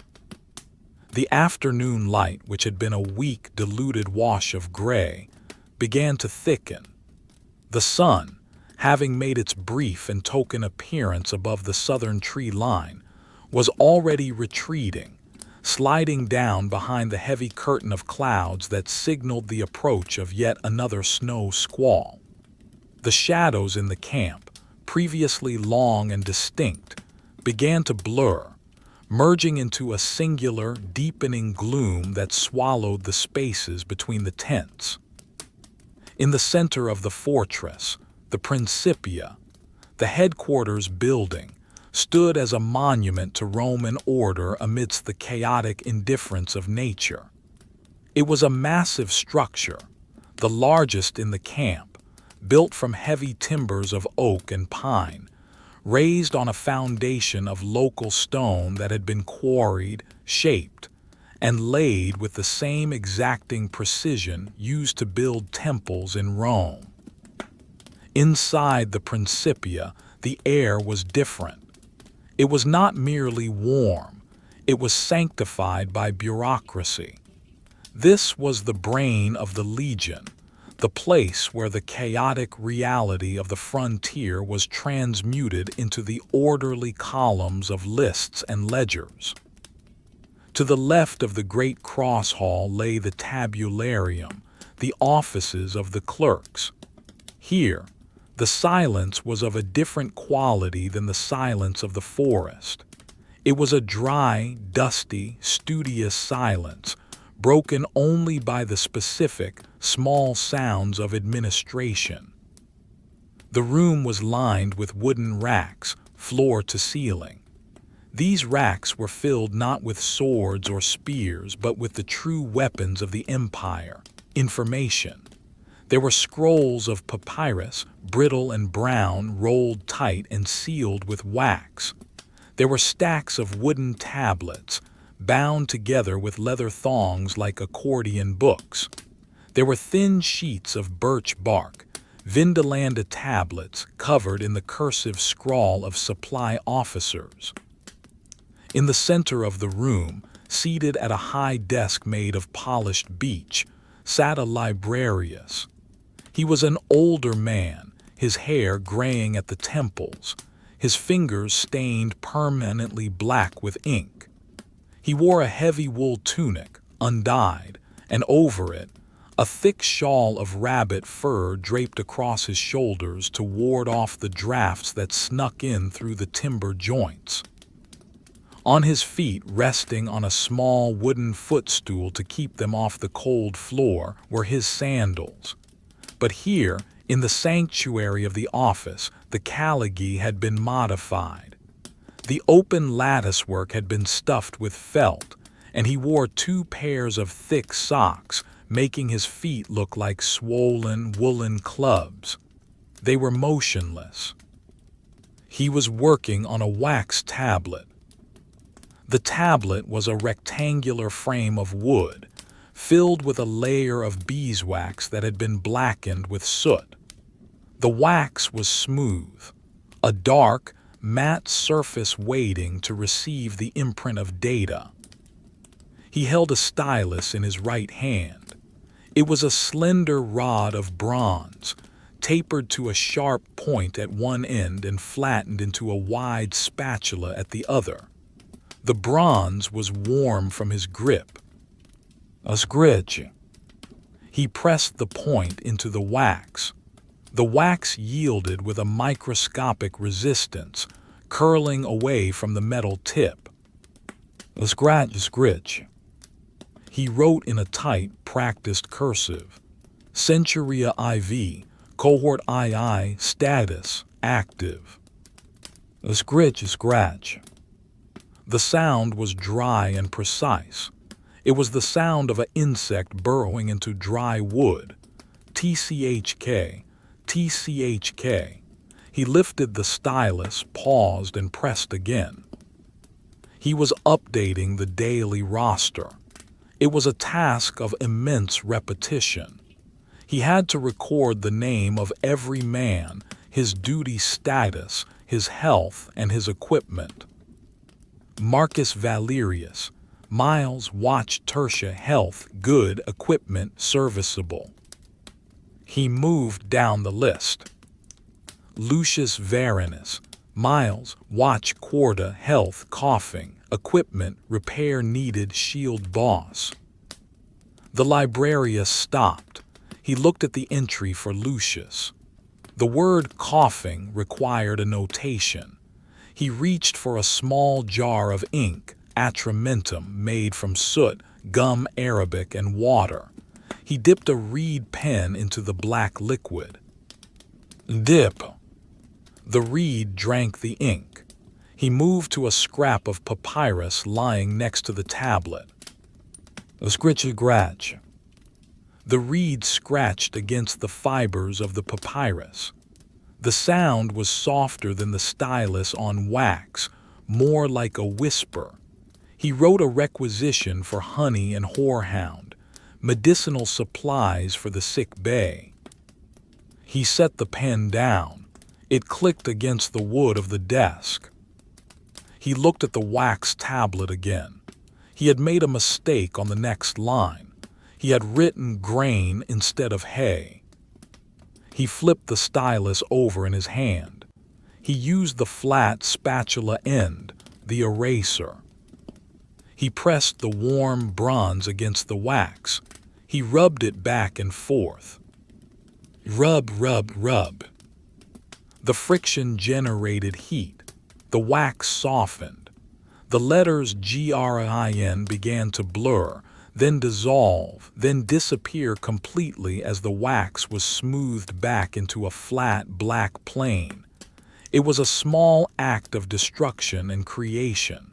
The mistake was gone. The surface was pristine again. Rub, rub. He smoothed it until it was perfect. Then he flipped the stylus back and carved the word hay. A scritch. The room was heated by a large charcoal brazier standing in the corner.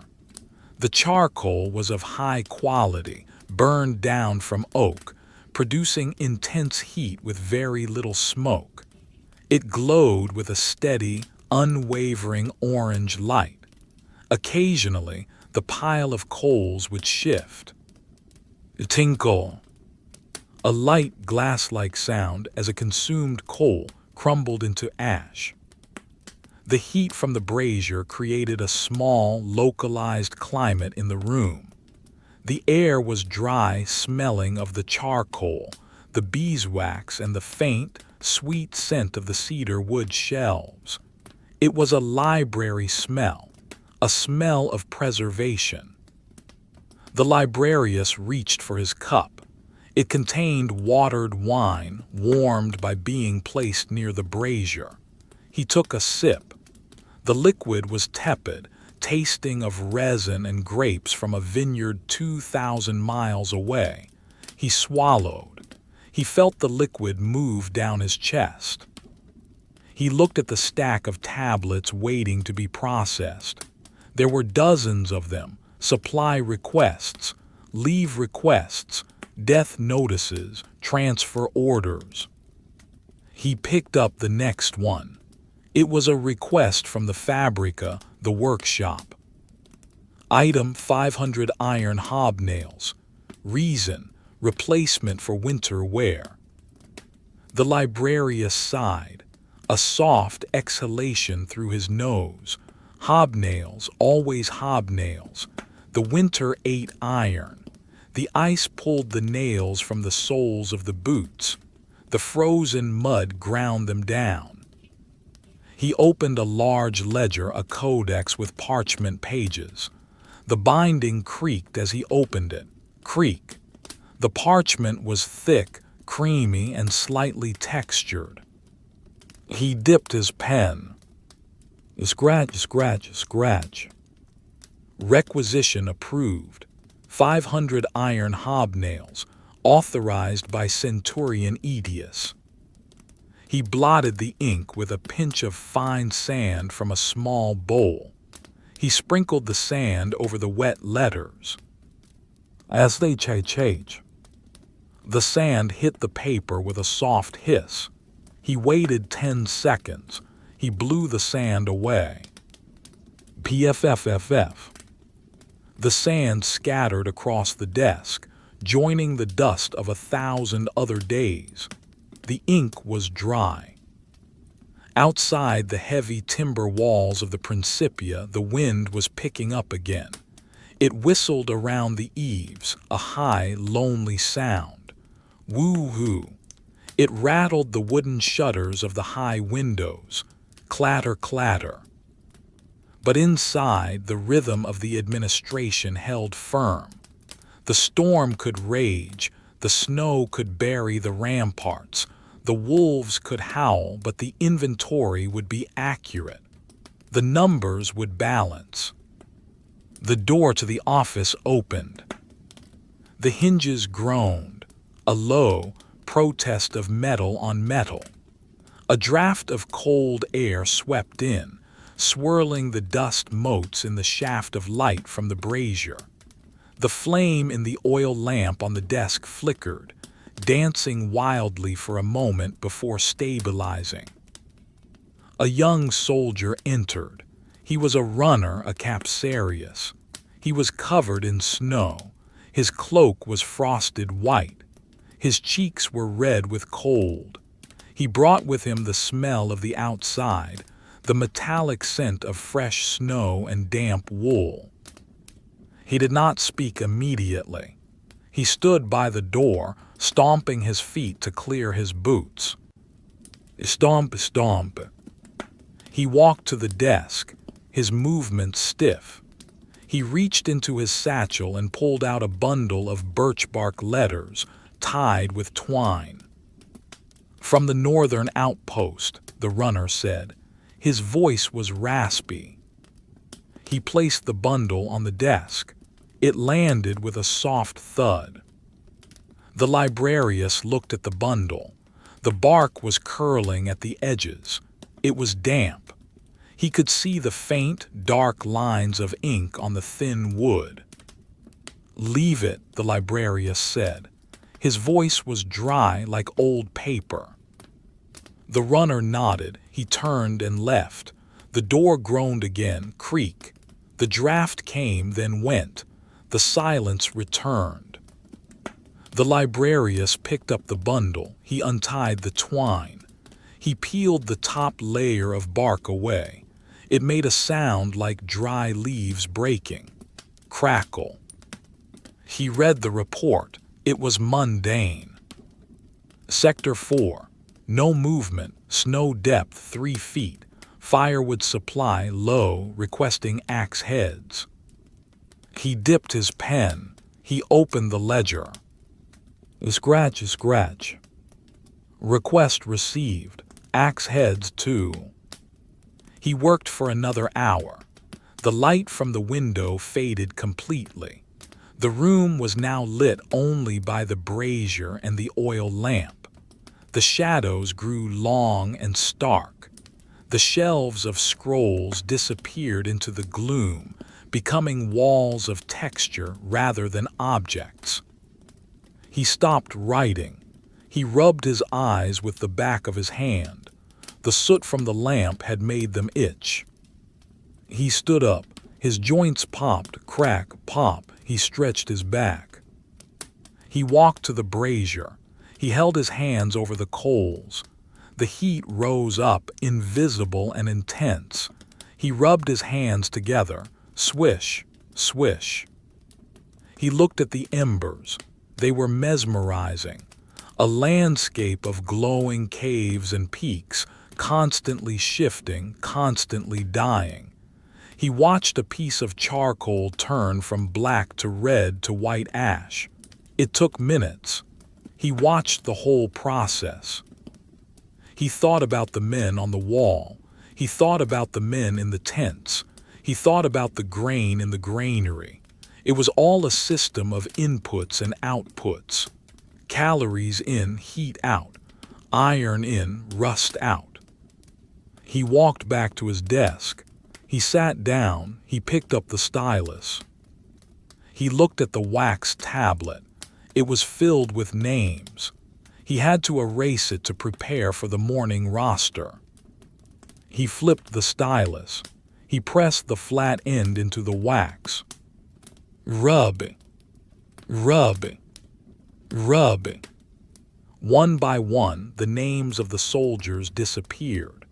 Marcus Valerius vanished into the smooth black wax. Lucius Varinus vanished. The request for honey vanished. The slate was wiped clean.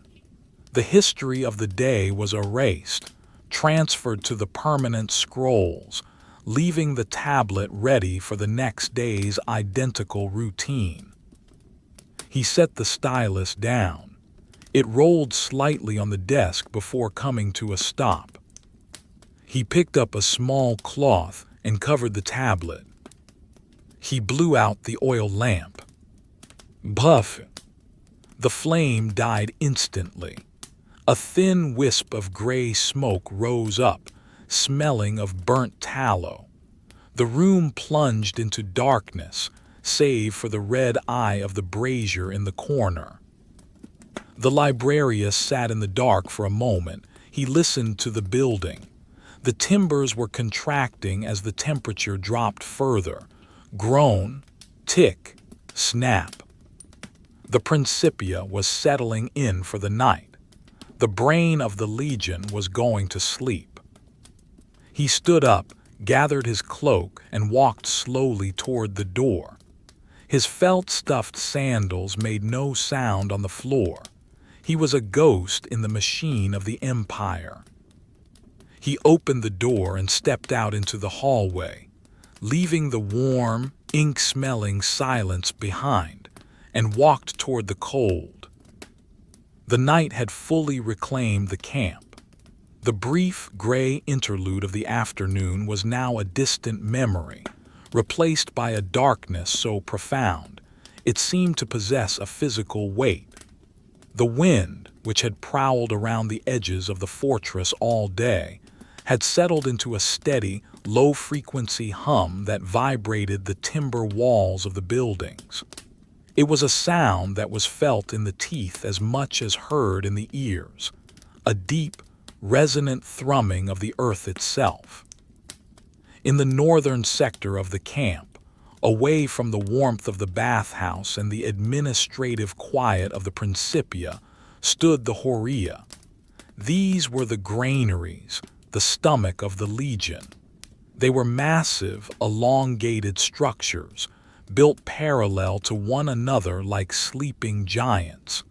They were distinct from every other building in the fortress because they did not touch the ground. They floated. To protect the precious grain from the damp earth and the vermin that lived within it, the Roman engineers had raised the entire floor of the granary on a grid of sturdy wooden pillars, pilli. The building hovered 3 feet above the frozen mud. This gap allowed the cold, dry air of the winter to circulate beneath the floorboards, creating a refrigeration system that kept the grain from heating, sprouting, or rotting. Underneath the floor in the crawl space, the wind whistled through the pillars. Woo-hoo, woo-hoo. It was a lonely, hollow sound, the song of air moving through a dark, empty throat. Inside the granary, however, the air was still. It was dry aggressively, parchingly dry. The smell was intense and singular, the scent of 10,000 bushels of harvested summer. It smelled of sun-baked earth, of chaff, of dust, and of the sweet, nutty aroma of spelt and barley. It was a smell that triggered a primal sense of safety. As long as this smell existed, the Legion would not starve. A single lantern hung from a central beam. It was a heavy bronze lamp with 3 wicks, but only one was lit to conserve oil. The flame was small and steady, casting a pool of amber light that barely reached the walls. The rest of the vast, cavernous space disappeared into deep shadow. Seated on a crate near the door was the night custodian, a man named Titus. He was not a soldier of the line, but an immunes, a specialist. His specialty was grain. He knew the difference between a sack of Egyptian emmer and a sack of Gallic wheat by the sound it made when dropped. He knew the moisture content of a kernel by biting it. He knew the specific rustle of a weevil burrowing into a sack. Titus sat motionless. He was wrapped in a cloak of undyed wool, heavy and thick as a rug. On his lap sat a large, orange cat.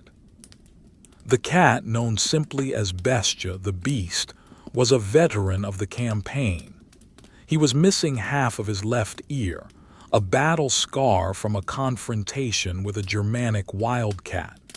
He was large, heavy, and radiated a furnace-like heat.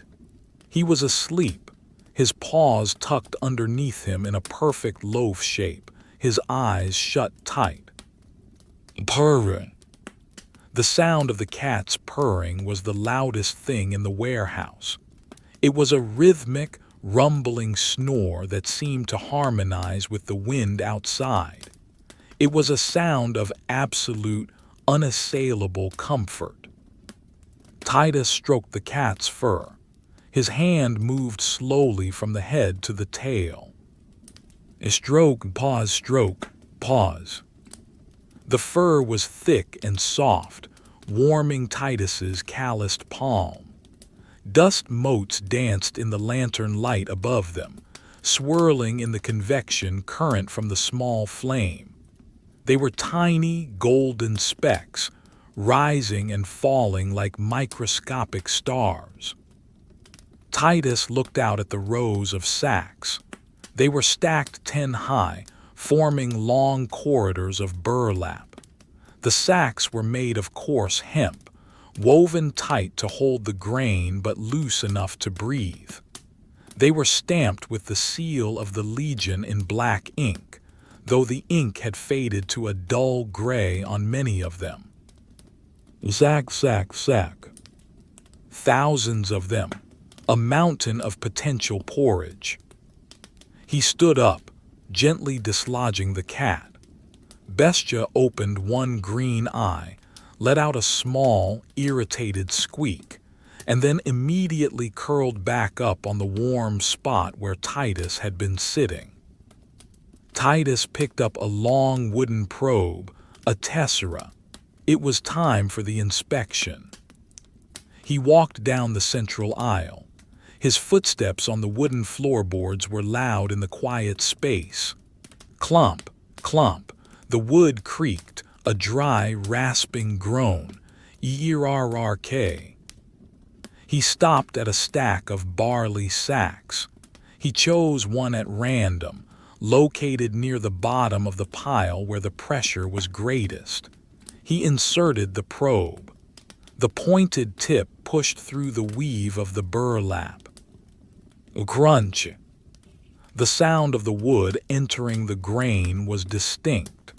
It was the sound of friction against thousands of tiny, hard shells. He pushed the probe deep into the center of the sack. He left it there for a count of 60. 1, 2, 3.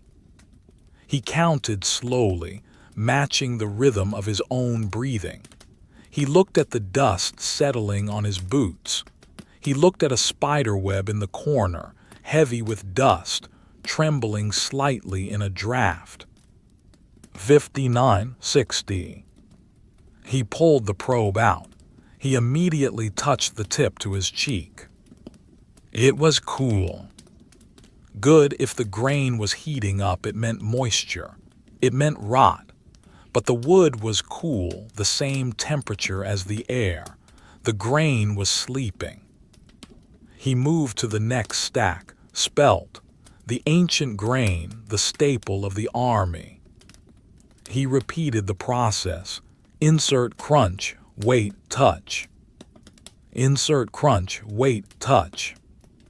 It was a ritual of preservation. The enemy here was not a barbarian with an axe, but a microscopic fungus, a spore of mold. The weapon was a stick. The victory was silence and dryness. He walked deeper into the warehouse. The shadows stretched and twisted around him. The lantern light didn't reach here. He relied on the ambient gray light filtering through the high ventilation slits near the roof. He heard a sound. A scritch-scratch. It was faint.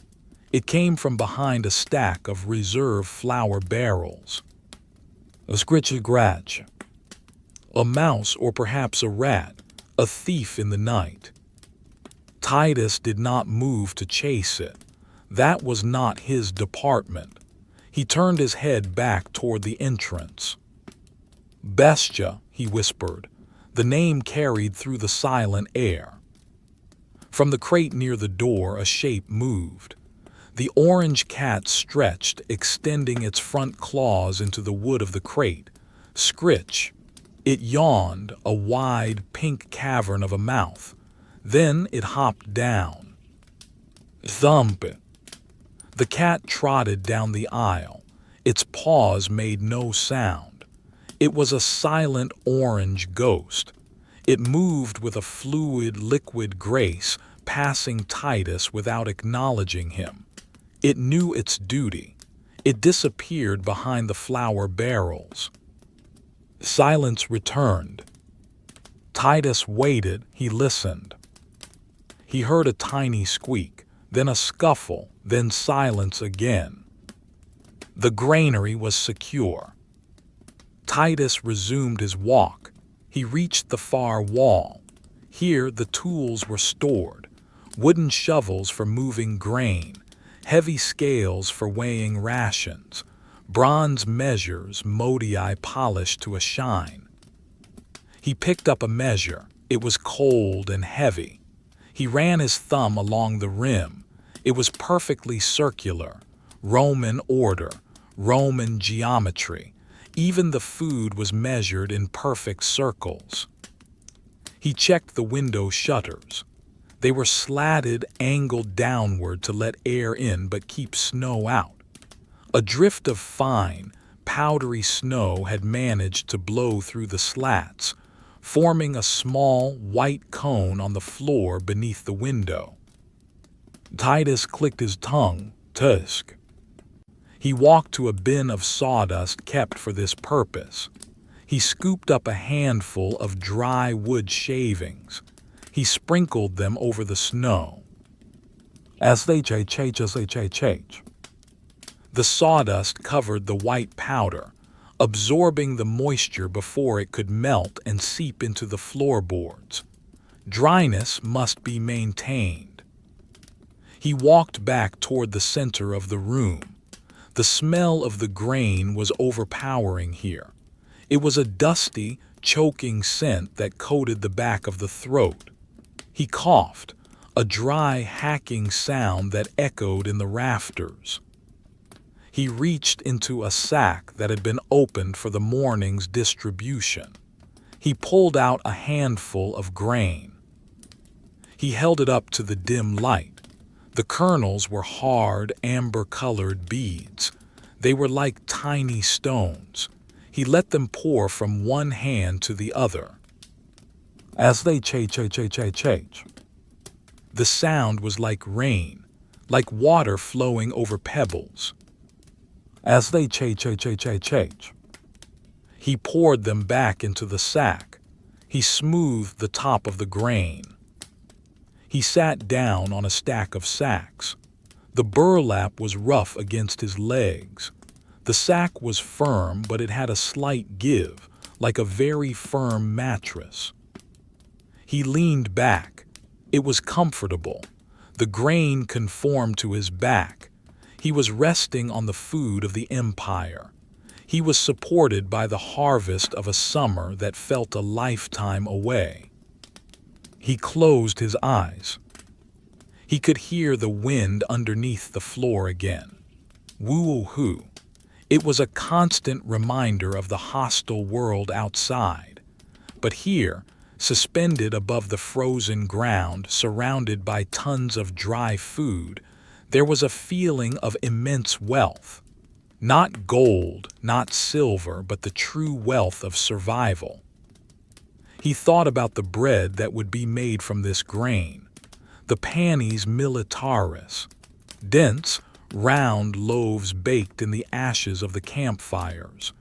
He could almost smell the yeast, the char of the crust. He could taste the sour, wholesome flavor of the spelt. He opened his eyes. Bestia had returned. The cat walked up to him, a shadowy shape in the gloom. It jumped up onto the sack next to him. It began to groom itself, licking its paw and rubbing it over its ear. Lick, rub, lick, rub. The motion was repetitive, soothing. Titus watched the cat. The cat stopped, looked at him with half-closed eyes, and began to purr again. The rumble vibrated through the burlap sack, transmitting the frequency of contentment directly into Titus's spine. The lantern at the front of the hall flickered. The oil was getting low. The light dimmed, the shadows lengthening, reaching out to cover them. It was the middle of the night. The camp slept. The general slept. The sentries froze on the walls. But here in the Horium there was only the dry smell of grain, the sound of the wind, and the warmth of the cat. Titus pulled his wool cloak tighter around his shoulders. He settled deeper into the sack. He wasn't supposed to sleep, but the grain was so comfortable. The smell was so hypnotic. He let his head tip back against the burlap. He listened to the silence of the food. Millions of kernels, sleeping in the dark, waiting for the fire, waiting for the water, waiting to become life. For now they were just stones, sleeping stones. And the snow continued to pile up against the walls outside, a white ocean trying to drown the wooden ark of the granary. The night inside the fortress had deepened into the quietest hour, the Conticinium, the time when even the roosters were silent, and the wind seemed to hold its breath before the dawn. In the western quadrant of the camp, nestled between the workshops and the officers' quarters, lay the valetudinarium. This was the hospital. It was a complex of rooms arranged around a central courtyard, a sanctuary of silence within the military machine. Unlike the barracks, where the air was thick with the smell of unwashed wool and wood smoke, the air here was antiseptic and sharp. It smelled of boiled vinegar, of dried sage, of crushed garlic, and of clean linen. It was the smell of order imposed upon the chaos of the body. Inside the main ward, the lighting was dim and deliberate. Small oil lamps were placed in niches along the walls, their flames shielded by thin sheets of horn to prevent flickering and to cast a steady, amber glow that would not disturb the sleeping patients. Aulus, the nightcap Sarius, the medical orderly, sat at a small wooden table in the preparation room. He was a man of quiet movements, his presence in the room as unobtrusive as the furniture itself. He wore a tunic of bleached linen, cleaner and softer than the rough wool of the infantry, and on his feet he wore soft felt slippers that made no sound on the scrubbed wooden floor. On the table before him lay the tools of his trade. They were not the heavy iron tools of the battlefield, but the delicate instruments of the apothecary. There was a mortar and pestle made of heavy white marble.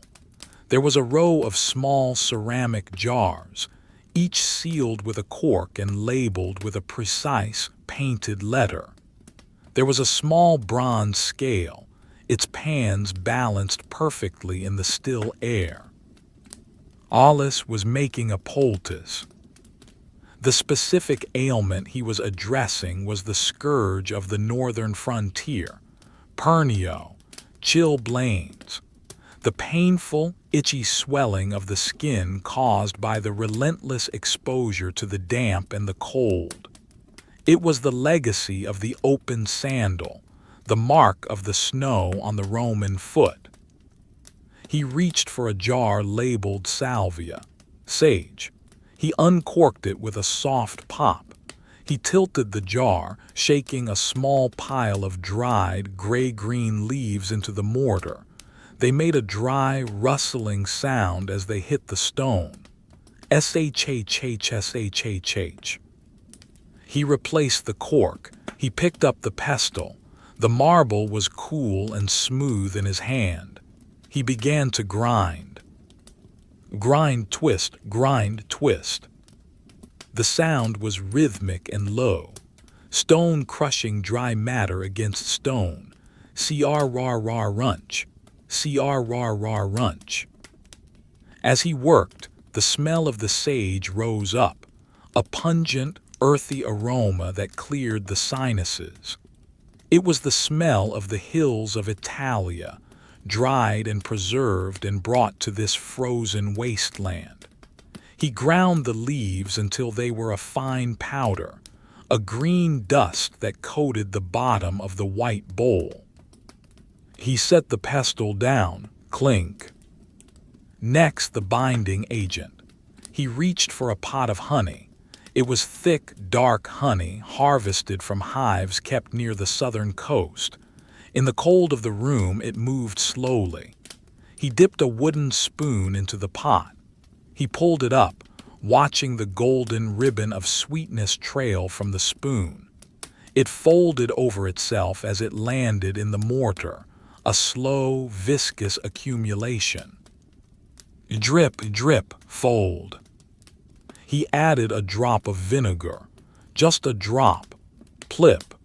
The acid cut the sweetness, creating a chemical reaction that would help the medicine penetrate the skin. He picked up the pestle again. He began to mix. Slap, slap, swirl. The powder and the honey and the vinegar combined. The mixture turned into a dark, sticky paste. The sound changed from a crunch to a wet, squelching noise. It was a soothing sound, the sound of ingredients becoming something new. He worked the paste for several minutes, ensuring there were no lumps. The repetition was meditative. His hand moved in a perfect circle over and over while his eyes watched the texture change. Smooth, glossy, dark. Satisfied, he scraped the poultice onto a clean piece of linen cloth. He folded the cloth over, creating a neat, square packet. He stood up. He walked into the ward. There were 2 rows of beds, simple wooden frames with rope webbing, covered with mattresses stuffed with wool and hay. Most of the beds were occupied. The soldiers slept deeply, sedated by poppy syrup or simply by exhaustion. Their breathing was a collective sigh that filled the room. Aulus moved to the bed at the end of the row. The patient was a young recruit, barely 18. He was asleep, his face pale in the lamplight. His feet protruded from the bottom of the blanket, elevated on a rolled-up tunic. They were red and swollen. The toes were shiny and tight. The marks of the Caligae straps were visible as pale indentations in the inflamed flesh. Aulus pulled up a stool, scrape. He sat down. He took the warm packet of linen. He tested the temperature against his own wrist. It was tepid, safe. He gently lifted the soldier's left foot. The heel was rough, the skin cracked. Aulus held the foot with a reverence usually reserved for religious artifacts. This was the instrument of the empire's power. If this foot could not walk, the legion could not move. He applied the poultice to the affected area. He pressed the linen against the swollen toes. The soldier stirred, letting out a small murmur but did not wake. The coolness of the honey and the heat of the sage began to work. Aulus held it there, his hand cupped over the cloth, transferring his own body heat into the medicine. He sat there for a long time, 10 minutes, 20. He watched the shadows on the wall. They were still. The flame of the lamp near the bed burned straight up, a tiny yellow spear point. He listened to the silence of the ward. Occasionally, the timber of the roof would creak as the snow load shifted outside. Creak. A soft, wooden groan. But inside, everything was soft. The blankets were wool. The bandages were linen. The slippers were felt. Aulus removed the poultice. The redness seemed to his tired eyes slightly less angry. The skin looked nourished. He reached for a roll of fresh bandages. This was the art of the capsarius, the rolling of the bandage. He unrolled a long strip of linen, washed and boiled and dried in the sun when there was sun. It was white and crisp. He began to wrap the soldier's foot. He started at the toes, over and under, over and under. The fabric rustled softly, swish, swish. He wrapped with even pressure, not too tight to cut off the blood, not too loose to slip off. It had to be perfect, a spiraling sheath of white fabric that supported and protected. He worked his way up the arch, around the heel, the figure of 8 pattern that every medic knew by heart. He crossed the fabric over the ankle, locking the joint in a comfortable position. He tucked the end of the bandage into the wrap, smoothing it down with his thumb. It was a neat, clean job. The foot looked like a sculpture, encased in white. He lowered the foot back onto the cushion. He repeated the process with the other foot, the poultice, the weight, the bandage. A swish, swish, tuck. When he was finished, he stood up. His back ached, a dull throb in his lumbar region. He stretched, reaching his hands toward the ceiling beams. He picked up his tray of tools and walked back to the prep room. He needed to clean the mortar. Hygiene was the first law of the valetudinarium. He poured water from a clay jug into the marble bowl. The water splashed softly. He took a rag and wiped the inside of the bowl. The honey dissolved. The green sage dust vanished. The white stone returned to its pristine state. He dried the bowl. He dried the pestle. He placed them back in their designated spots on the table. The alignment was precise. The handle of the pestle pointed exactly to the right. The work was done for now.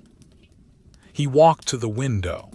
It was covered with a sheet of translucent oiled skin stretched tight over a wooden frame. It glowed faintly with the blue light of the pre-dawn. The night was ending. The long, frozen dark was giving way to the gray morning. Aulus felt a deep, heavy tiredness settling into his bones. It was a good tiredness. He had eased pain. He had mended the damage of the snow. He walked to a small brazier in the corner of the room, distinct from the heating system. On it sat a small copper pot. He lifted the lid. Steam rose up, smelling of mint and chamomile. He poured himself a cup. The ceramic cup was warm in his hands. He blew on the steam. Woo! He took a sip.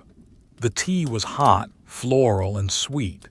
It washed away the taste of the vinegar and the sage. He sat down on a bench near the brazier. He leaned his head back against the wall. He thought about the sandals, the Caligae, the open, freezing, impractical sandals. They were the reason for his work. They were the reason the hospital was full. But they were also the reason the roads were built, the reason the letters came, the reason the empire existed. It was a paradox, a cold, iron-studded paradox. He closed his eyes. The warmth of the tea spread through his chest. The silence of the hospital wrapped around him like one of his own linen bandages. He listened to the rhythmic drip of water from the eaves outside, caught by the rain barrel. Blip, blip, blip. It was a slow, hypnotic metronome. Inside the ward, a patient turned over, the ropes of his bed creaking softly. RRRK. Then silence again. Aulus let his mind drift. He imagined the honey flowing into the jar. He imagined the sage growing on a sunny hillside. He imagined the linen drying in a warm breeze.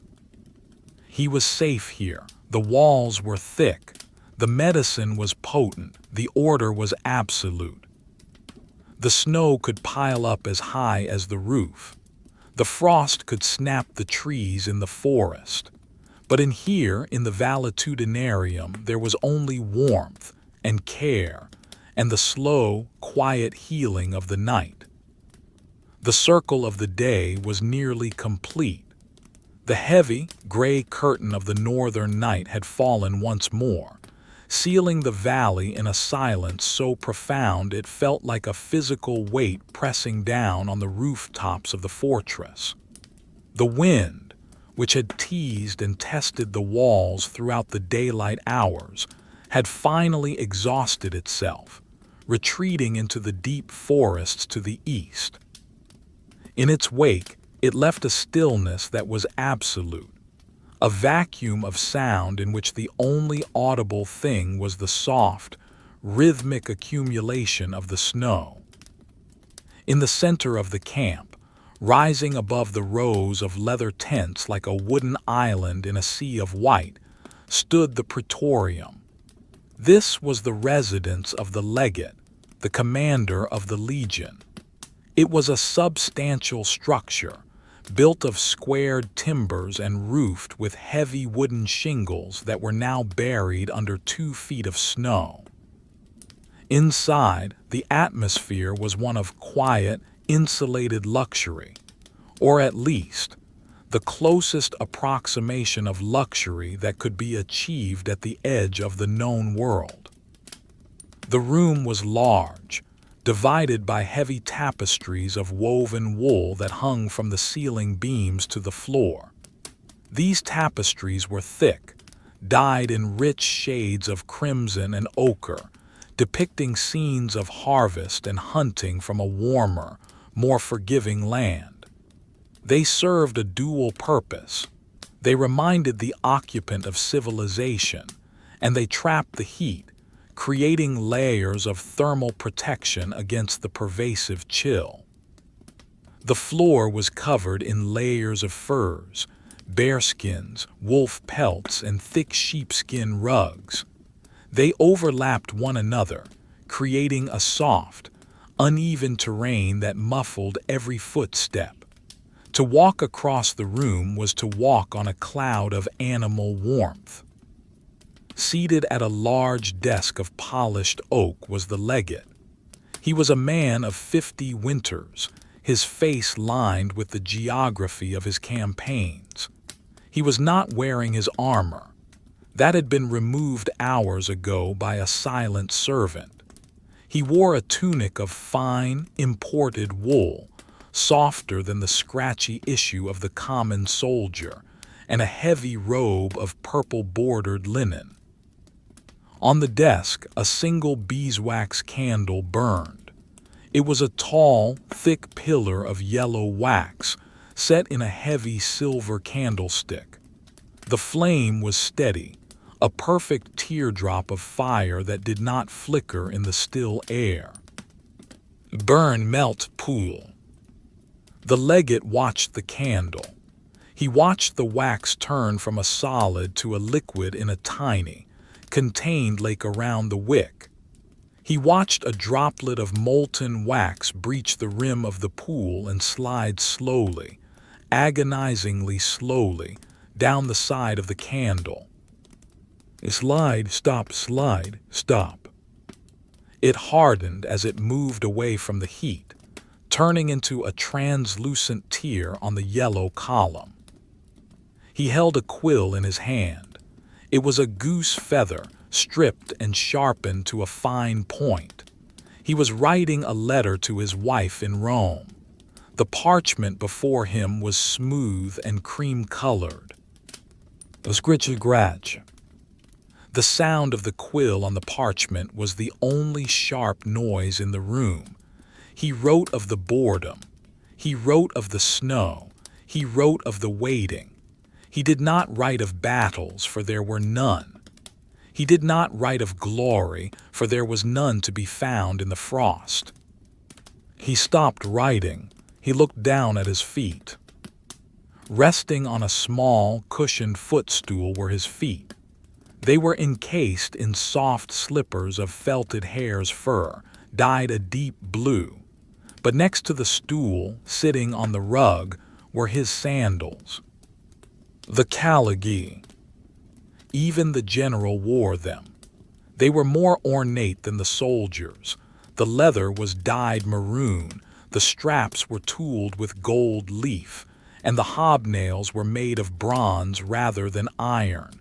But the design was the same open lattice, the same exposure, the same stubborn adherence to a tradition that made no sense in this climate. He stared at them. They looked like artifacts from another world, skeletal cages of leather designed for the dust of the Appian Way, not the ice of Germania. He reached down and touched the leather of the sandal. It was cool. The gold leaf caught the light of the candle, shimmering faintly. He sighed, a long, slow exhalation that ruffled the flame of the candle for a brief second. He picked up a goblet of wine. It was spiced wine, conditum paradoxum, warmed over the brazier. It smelled of honey, pepper, and bay leaves. He took a sip. The liquid was thick and syrupy, coating his throat in warmth. He looked around the room. In the corner, a large brazier of bronze burned with the highest quality charcoal. The coals were stacked in a perfect pyramid, glowing with a deep, intense heat that radiated outward in waves. There was no smoke, only a shimmering distortion of the air above the metal bowl. He listened. Can you hear the silence of a Roman camp at sleep? It is a specific frequency. It is the absence of the clash of iron. It is the absence of shouted commands. It is the absence of the marching cadence. Instead, there is a low, organic hum. It is the sound of 5,000 men breathing. It is the sound of wood settling. It is the sound of snow landing on snow. Hiss, hiss, hiss. The legate stood up. He moved slowly, his joints stiff from the damp. He walked to the window. He unlatched the heavy wooden shutter and pushed it open just an inch. The cold air rushed in. It was sharp, biting, and smelled of pure ice. He looked out. The camp was a grid of shadows. The tents were dark mounds dusted with fresh white powder. The Via Principalis was empty, a smooth river of snow. The footprints of the day, the tracks of the wagons, the ruts of the shovels, the thousands of hobnail impressions were gone. The snow had erased them all. It was as if the day had never happened. The labor of the morning, the clearing of the roads, the marching, the drilling, it had all been wiped clean by the indifferent hand of the winter. He watched a flake of snow drift past the opening. It spun slowly, catching the light from his candle, a tiny, fleeting star. He closed the shutter, thump. He slid the latch home, click. He returned to his desk. He blew on the ink to dry it.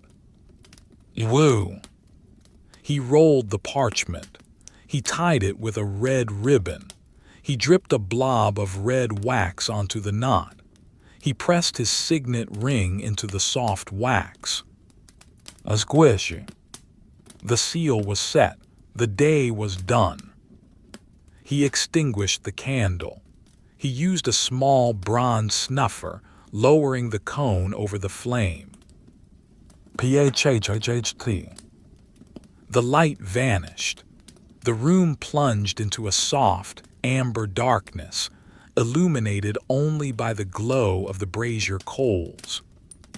He walked to his bed. It was a massive piece of furniture, piled high with furs and wool blankets. He climbed in. The mattress was deep and soft. He pulled the furs up to his chin. The weight of them was immense, a heavy, comforting pressure that pinned him to the bed.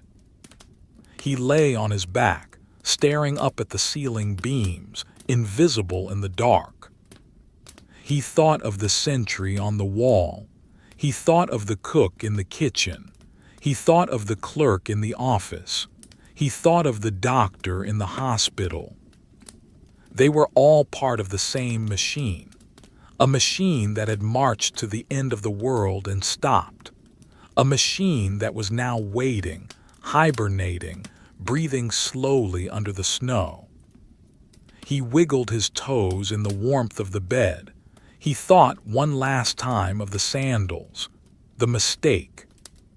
Perhaps, he thought, his mind drifting toward sleep, it is not a mistake. Perhaps it is a test of endurance, a test of will. If they could survive the snow in open shoes, they could survive anything. The thought dissolved, logic dissolved. The heat of the brazier reached him across the room. The smell of the incense lingered. Outside, the snow continued to fall. It fell on the roof of the praetorium. It fell on the leather of the tents. It fell on the stone of the ramparts. It fell on the forest and the river and the hills. It covered the world in a blanket of silence.